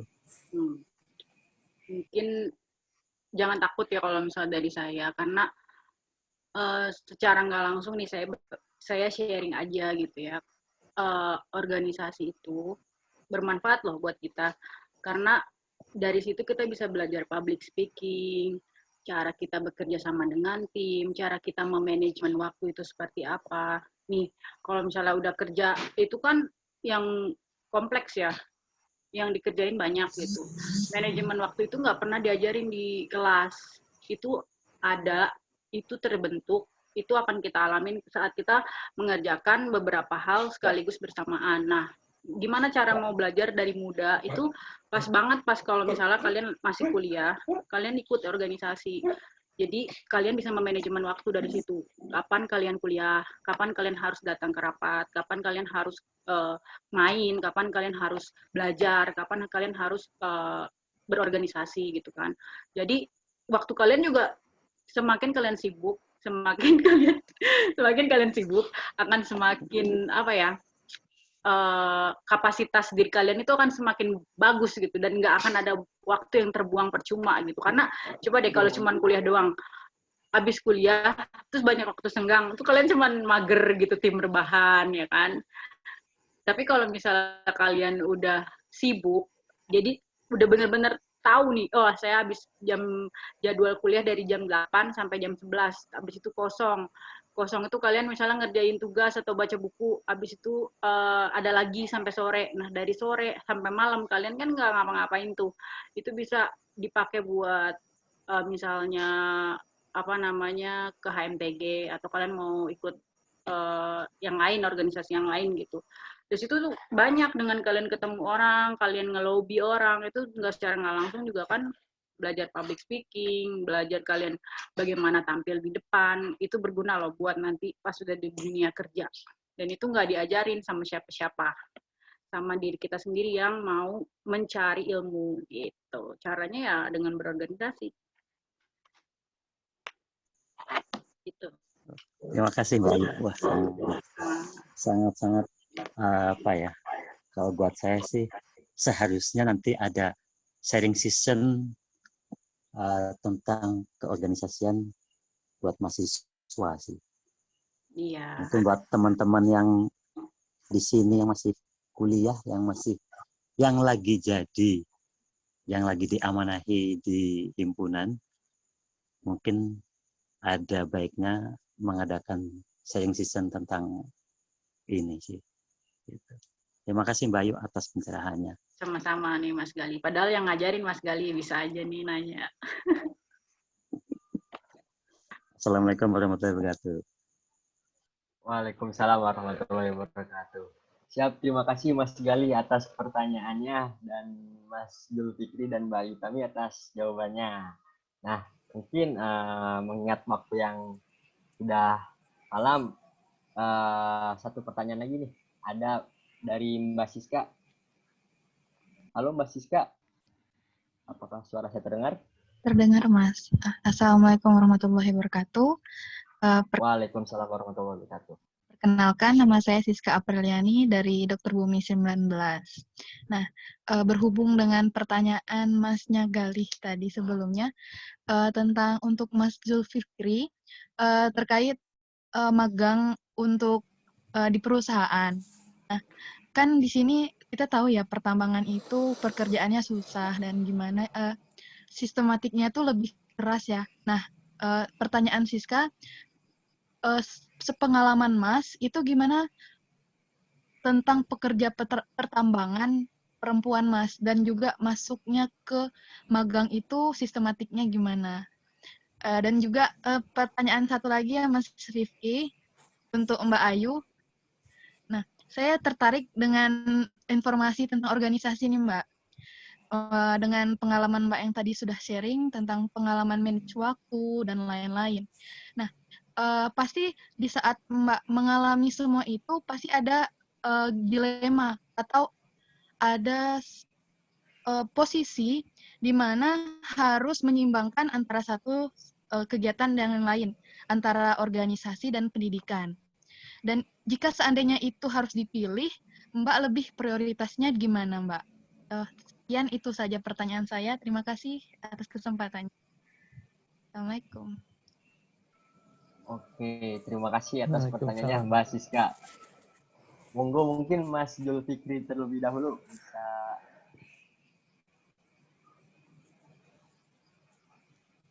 Oke, baik.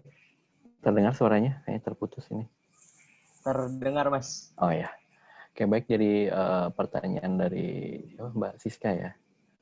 Terkait TA atau magang di sini, terutama untuk perempuan, itu saya udah membimbing 3 ya, untuk perempuan itu 3 orang, seperti itu.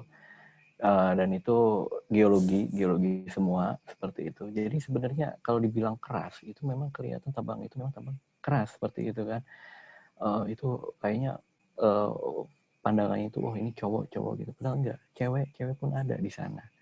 Dulu itu saya ada rekan kerja juga geologi, dia dari Undip 2006 sama dari sana. Dia cewek satu ya di Edero Service gitu ya, di kontraktor. Dia sebagai pit geologist.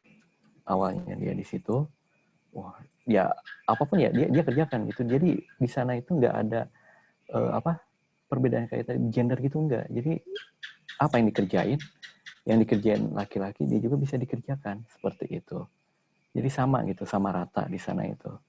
Dan untuk magang itu sendiri, kemarin dia ada beberapa mahasiswa perempuan, dia malah dia lebih ngambil kebanyakan sama mapping kayak gitu. Jadi di sana itu di kita menyamakan gitu, maksudnya dengan hot issue di perusahaan kita tuh lagi apa sih hot issue-nya.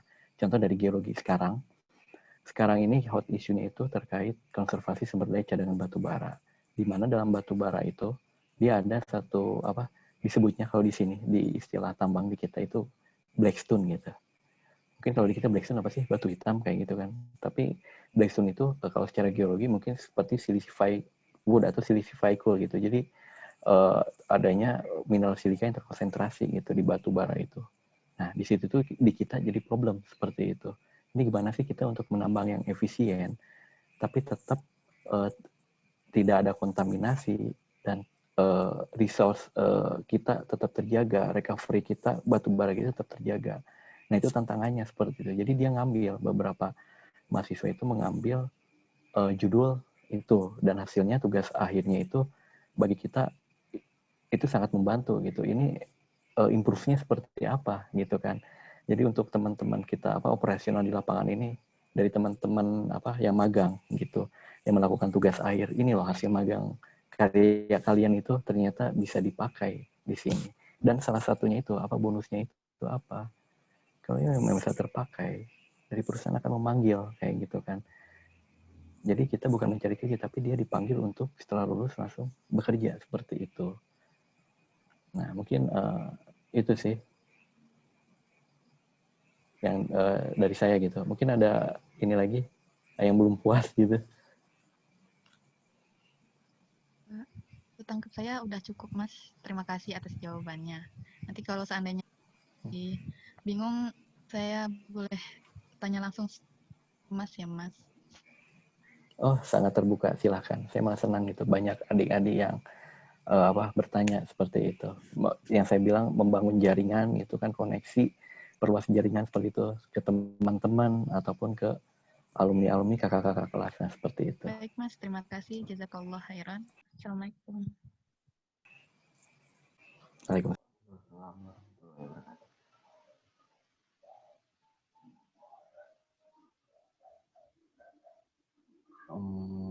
Terima kasih Mbak Siska atas pertanyaannya, dan terima kasih Mas Zulfikri atas jawabannya. Oh ya, tadi Mbak Siska bertanya juga ya kepada Mbak Ayu. Ya, halo Siska. Siska tadi nanya mau dilema ya, aduh galau udah, masih muda udah galau. Kayak gini ya, apa kalau misalnya prioritas, kan kita ini kan masuk kuliah ya, ya prioritas kita tetap kuliah dong, karena kan yang pertama kita memiliki tanggung jawab gitu kan, terus kita juga sekolah kuliah itu dibiayain sama orang tua gitu, kita punya tanggung jawab sama orang tua gitu untuk memberikan performa yang bagus lah di kelas, di kuliah kita gitu kan, maksudnya dengan menampilkan nilai-nilai yang baik, terus kita juga tetap komit gitu sama kuliah kita. Tapi kan tadi saya bilang gitu ya, jangan jadikan organisasi itu sebagai penghambat, tapi jadikan itu sebagai additional point kamu untuk belajar hal-hal lain yang tidak diajarkan di dalam kelas gitu. Lagi pula kalau misalnya misalnya nih bentrok ya, saya sih ya gini, misalnya ada kuliah, terus harus rapat, ya kalian komunikasikan gitu. Ini kan dari sini juga kalian bisa belajar komunikasi kan, dengan berorganisasi, kalian bisa, tanpa kalian sadari, kalian bisa belajar bagaimana cara kalian berkomunikasi, bagaimana cara kalian menghadapi sebuah masalah, bagaimana cara kalian menyelesaikannya gitu kan. Kalau misalnya emang waktunya itu adalah waktu kuliah, dan harusnya emang itu prioritas kalian yang harus didahulukan, kalian bisa bilang kan sama panitia atau sama workmate kalian gitu ya, sama apa sih namanya, teman-teman rapat kalian, bilang jam ini saya ada kuliah gitu, gimana kalau misalnya kita reschedule gitu. Bahkan hal itu tuh akan kalian terus temukan gitu, mau kalian nanti S2, mau kalian nanti kerja, mau kalian nanti udah ngapain kayak gitu, hal-hal itu pasti akan ada gitu. Maksudnya hal-hal yang mungkin terjadi secara bersamaan, tapi bagaimana cara kita menyikapinya ya dengan cara kita berkomunikasi, dengan cara kita mencari win-win solution gitu kan. Pasti bukan kamu doang gitu yang ngalamin, teman-teman yang lain juga mungkin ikut organisasinya bahkan lebih gitu kan, itu bisa terjadi bentrok yang lebih dari satu gitu. Tapi kan gimana kita menyikapinya, bagaimana kita solve the problem itu kan ya gimana, ngomong aja gitu supaya jalan tetap dua-duanya gitu. Tapi kalau misalnya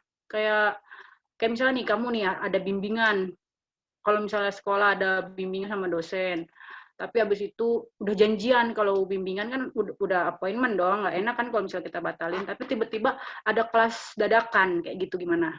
Jangankan sama organisasi deh, sama-sama kuliah gitu, itu pasti juga akan ada terjadi hal seperti itu gitu. Jadi jangan organisasinya yang disalahkan, tapi bagaimana cara kita mengambil sikap atau mencari penyelesaian masalahnya gitu. Jadi menurut saya sih tetap prioritas itu memang kuliah gitu, tapi kan bukan berarti tidak bisa dicari jalan keluarnya gitu. Oke ya. Oke, terima kasih Mbak Ayu. Gimana Mbak Siska? Apakah sudah terjawab pertanyaannya? Baik, cukup Mbak. Saya juga sejalan dengan pemikiran Mbak. Terima kasih atas jawabannya ya Mbak. Ya, sama-sama. Oke.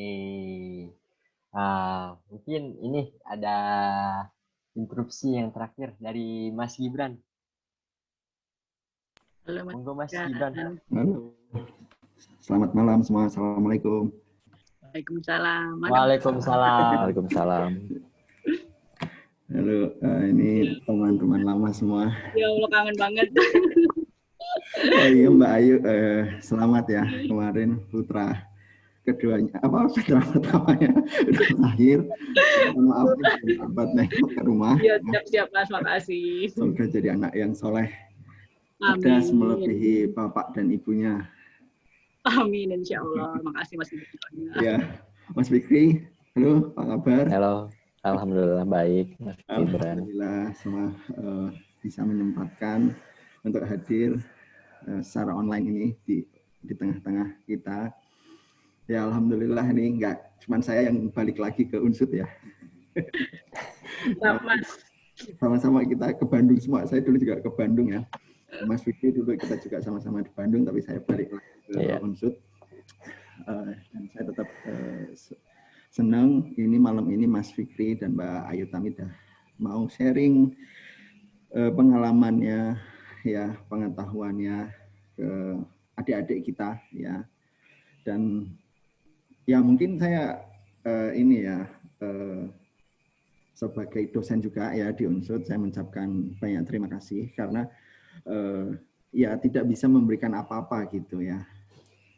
Ya kami dari jurusan juga saya katakan tidak bisa memberikan apa-apa, tapi insya Allah ada Allah ya yang mencatat amal Mas dan Mbak Ayu ya, dan semoga sharing malam ini jadi amal jariah yang baik buat Mas Fikri dan Mbak Ayu Tami. Amin. Ya. Saya dari jurusan juga kemarin terima kasih Mbak Ayu Tami sudah memberikan sedikit sumbangan buku ya, sudah kami terima ya, dan melengkapi perpustakaan jurusan ya. Sama-sama. Dan nanti buat teman-teman mahasiswa bisa membaca buku-buku yang disumbangkan oleh alumni. Kemarin terbaru kita juga dapat sumbangan dari IAGI, bisa dibaca di perpus jurusan, tapi memang sekarang lagi pandemi jadi semuanya online, jadi harus sabar dulu gitu ya.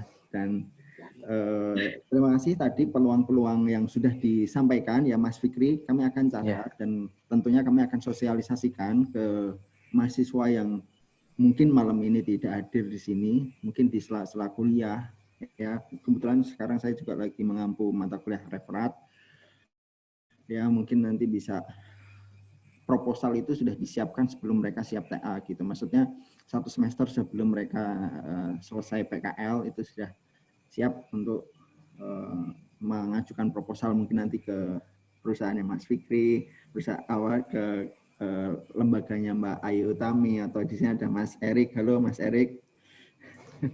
Halo Pak dosen, Mas Zulfikri, Bu Ayu. Halo Pak Erik. Ya seperti itu. Mungkin nanti Mas Wahyu ya dari kementerian juga, Mas Galih juga bisa memberikan jalan gitu ya kepada adik-adik kita agar bisa meraih cita-citanya mereka ya, sedikit membantu lah seperti itu ya. Kami dari kampus sangat terima kasih atas sharing yang sudah diberikan, dan ke depan kemungkinan kalau misal ada sharing-sharing yang lain lagi mungkin bisa di-sharingkan lagi dan bisa menularkan ke teman-teman yang lain, ke alumni yang lain agar mau memberikan ilmunya kepada adik-adik Mas gitu ya. Terima kasih Mas Fikri sama Mbak Ayu Tami. Sama-sama, makasih Mas Gibran.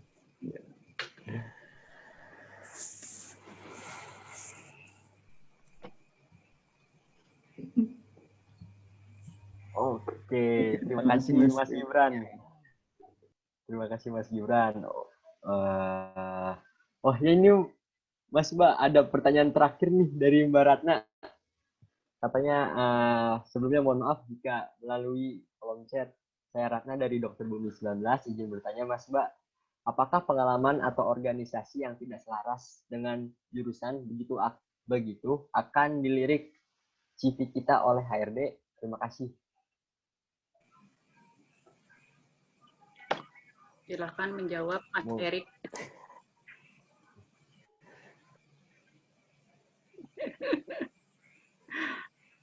Jawablah Mas Erik. Ayo sharingnya, silahkan.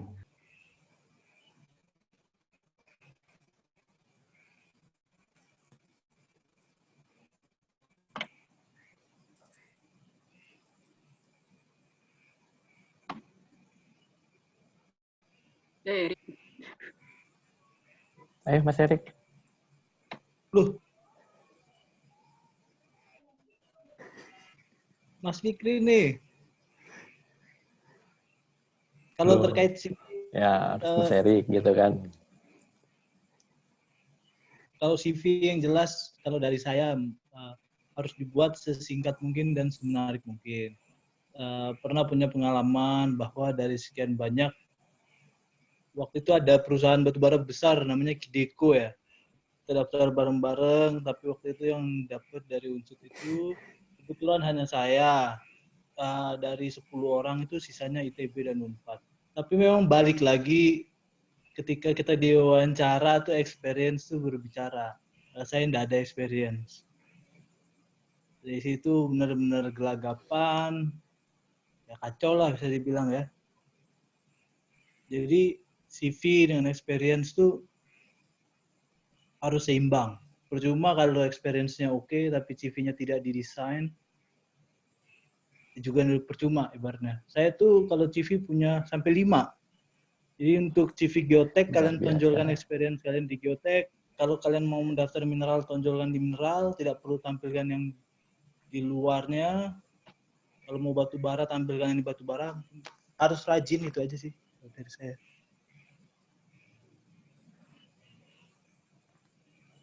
Mungkin tambahan ya dari saya terkait CV yang apa tadi, organisasi yang apa nggak sesuai atau gimana tadi?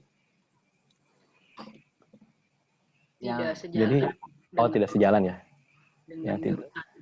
Dengan jurusan. Sebenarnya kalau dilihat, kalau dulu ya pengalaman saya gitu ya, organisasi ya, mungkin HMTG mungkin anggota aja gitu kan.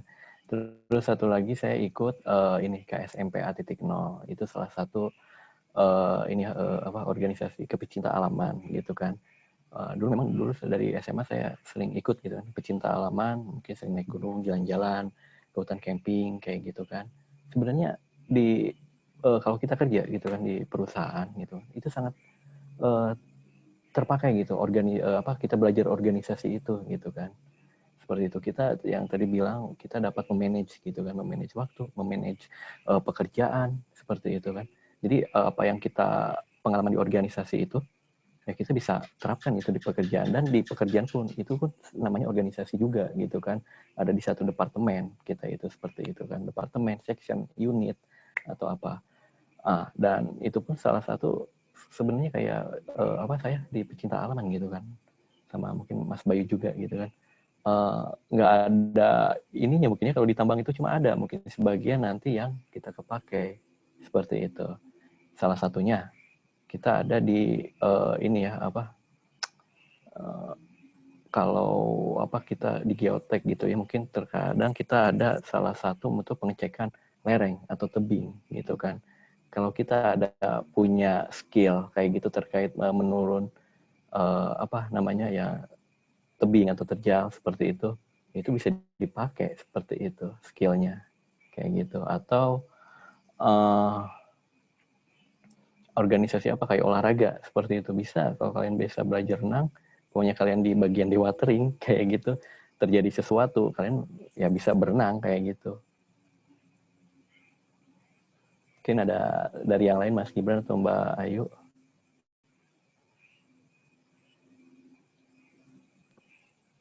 Mungkin kalau dari saya ya sama yang udah disampaikan sama Mas Erik sama Mas Fikri gitu. Sebenarnya penekanan organisasi itu bukan pada organisasi apa atau kegiatan apa yang kita ikuti, tapi lebih kepada untuk menunjukkan bahwa kita itu adalah seseorang yang aktif gitu. Dari situ juga kan orang bisa menilai gitu bahwa anak ini tuh aktif dengan adanya dia bergabung di organisasi, mungkin dia punya nilai lebih, misalnya public speaking-nya lebih bagus, terus kepercayaan diri dia terhadap tampil di depan itu lebih baik, atau bekerja dalam tim dia udah biasa, kayak gitu sih sebenarnya. Jadi kayak misalnya nih ada mahasiswa kedokteran atau mahasiswa ya fakultas kedokteran, dia jadi ketua BEM kayak gitu kan, itu nggak nyambung kan sama dunia kedokteran dia. Tapi kalau dia jadi ketua BEM kan udah pasti dia bisa public speaking, bisa memimpin forum, bisa memimpin tim gitu, ada nilai leadership di situ kayak gitu. Jadi ya tapi yang nggak semua organisasi juga, misalnya kamu masukin cuman sebagai apa yang ini dimasukin semua, tapi yang highlights aja, benar kata Mas Erik tadi. Jadi CV itu cuma highlights yang udah tadi saya bilang, highlights dan poin-poin penting. Nanti kalau misalnya kamu mau menjabarkan yang lebih detail itu di cover letter gitu.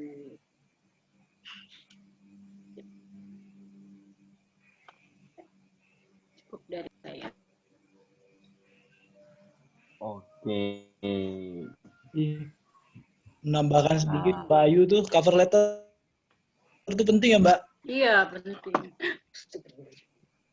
Penting banget. Iya, cover letter, motivation letter itu penting. Tadi Mas Erik belum datang sih. Oh, sorry. Jadi aku udah ngomong loh. Ya, banyak dari kita tuh, kalau apalagi yang melamar ke swasta tuh via LinkedIn, via itu biasanya malas update CV. Iya. Hanya satu template CV di-share, itu salah. Pernah punya pengalaman juga di interview, itu ada beberapa dari CV kita yang dilingkarin. Pertanyaan cuma satu, tolong jelaskan aja apa yang saya lingkarin. Iya. Betul. Nanti kapan-kapan lah Mas Erik share tentang pembuatan resume ya.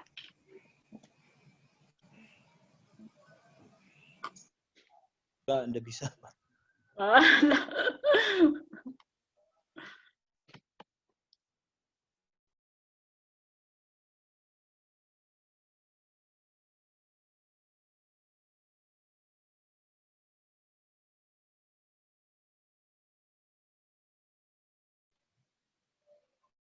Oke, terima kasih Mas Ba atas jawabannya. Mungkin langsung aja ke sesi berikutnya, berhubung waktu yang sudah malam juga. Cek next.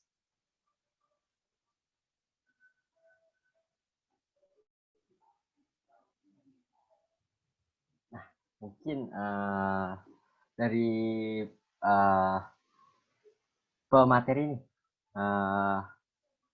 apa sih kesimpulan yang bakal kita harus yang kita hadapi sebagai mahasiswa atau geologis muda untuk mengarungi atau survive di masa depan nanti gitu loh.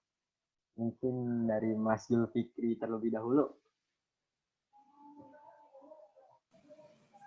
Apa ya, survive gitu ya di masa kondisi yang sekarang gitu kan.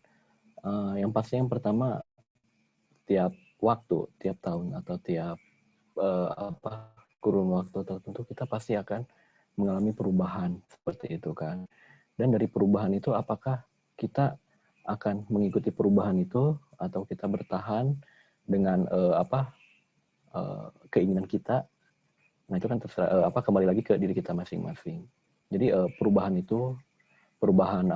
kita harus survive gitu di zaman yang sekarang ya makin terus gitu berkembang, terutama terkait teknologi.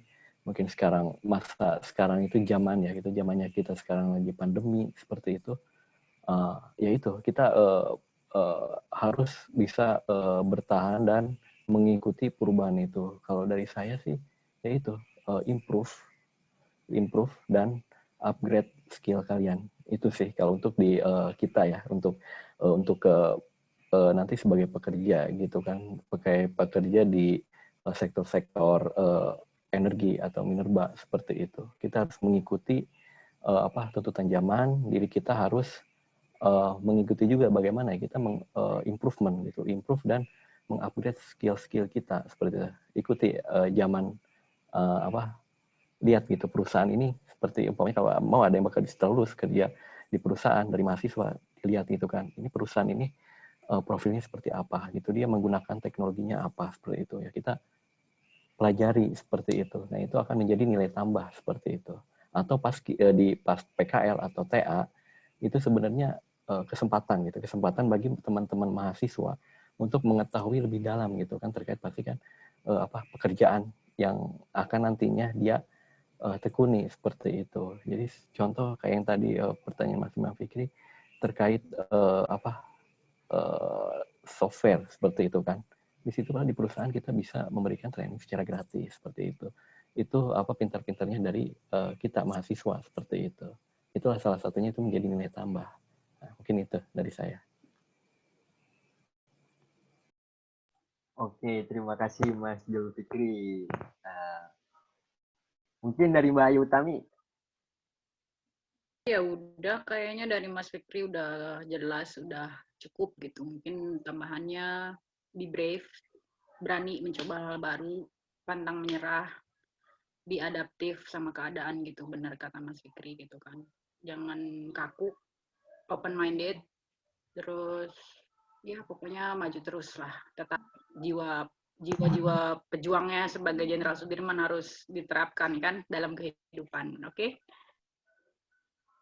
Oke, siap Mas Bal. Nah, terima kasih atas konklusinya Mas Ba. Nah, sebelum ditutup nih, ayo rekan-rekan bisa menyalakan kameranya. Bakal ada sesi foto bersama dulu nih sebelum penutupan.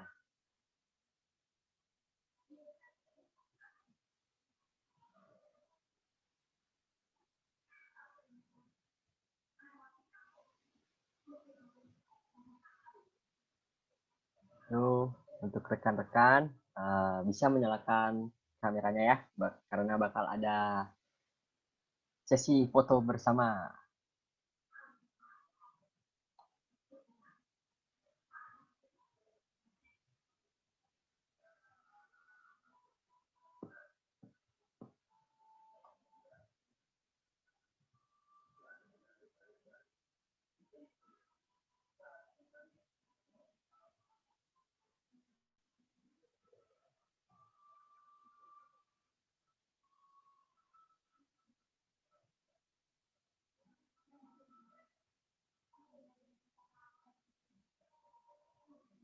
Cek Aryo, monitor Aryo.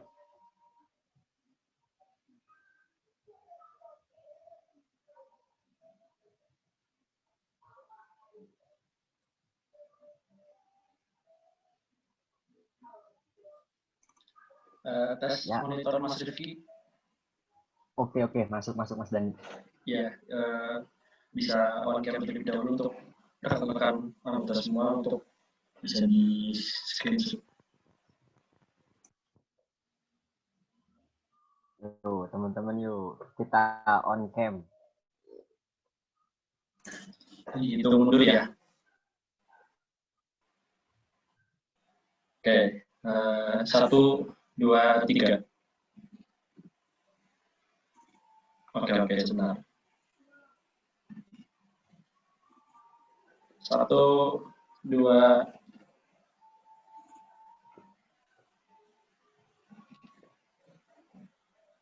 Oke, siap. Sudah cukup, Mas Rifki. Terima kasih. Oke, mantap Mas Dani. Terima kasih. Oke, alhamdulillah kita telah sampai di penghujung acara. Sebelum saya tutup, saya izin mengingatkan terkait esok hari bakal ada Grad Night. Nah, Grad Night ini acara puncaknya, itu acara pelantikan secara virtual. So, jadi buat teman-teman, jangan lupa kita ramaikan lagi esok hari. Kita bermalam minggu bersama keluarga himpunan mahasiswa Teknik Biologi Universitas Jenderal Sudirman. Oke, mungkin seperti itu remindernya. Saya ucapkan terima kasih banyak pada Mas Mbak pemateri. Sudah menyempatkan waktunya, sudah memberikan sharing-sharing pengalaman, ilmunya pada malam hari ini di Talk Night 20.1 ini.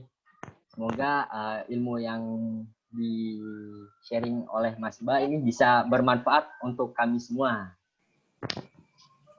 Oke, mungkin dari moderator cukup sekian. Kurang lebihnya mohon maaf. Wabillahi taufik walhidayah. Wassalamualaikum warahmatullahi wabarakatuh. Terima kasih. Waalaikumsalam warahmatullahi wabarakatuh. Waalaikumsalam warahmatullahi wabarakatuh. Waalaikumsalam. Ayu. Masih. Waalaikumsalam.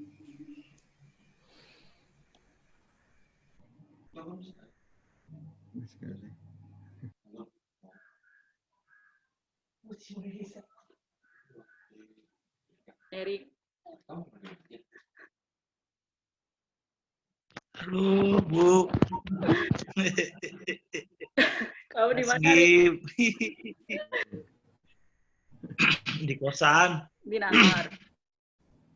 Di Jatinangor. Iya. Jauh nih jarak jadinya ya, yuk. Pandemi padahal masih sama-sama sini. Aku juga di rumah terus. Terakhir ketemu bulan apa?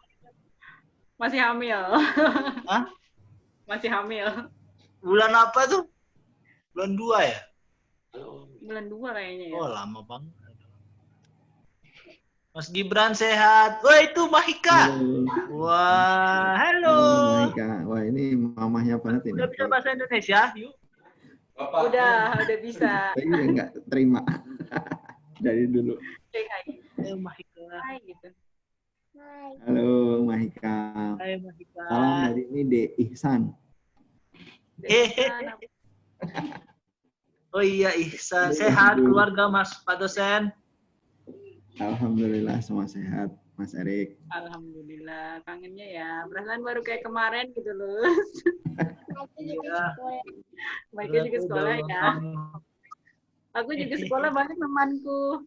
Aku juga sekolah banyak teman aku. Aku lebih banyak temanku. Udah kelas berapa, Mahika? TKA. Oh.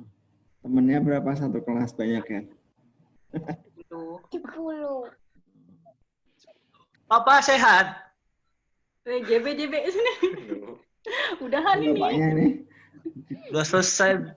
Mana Mas Bayu? Tuh tadi ditanyain temen-temen. Udah selesai nih. Udah direkam cuma live YouTube aja.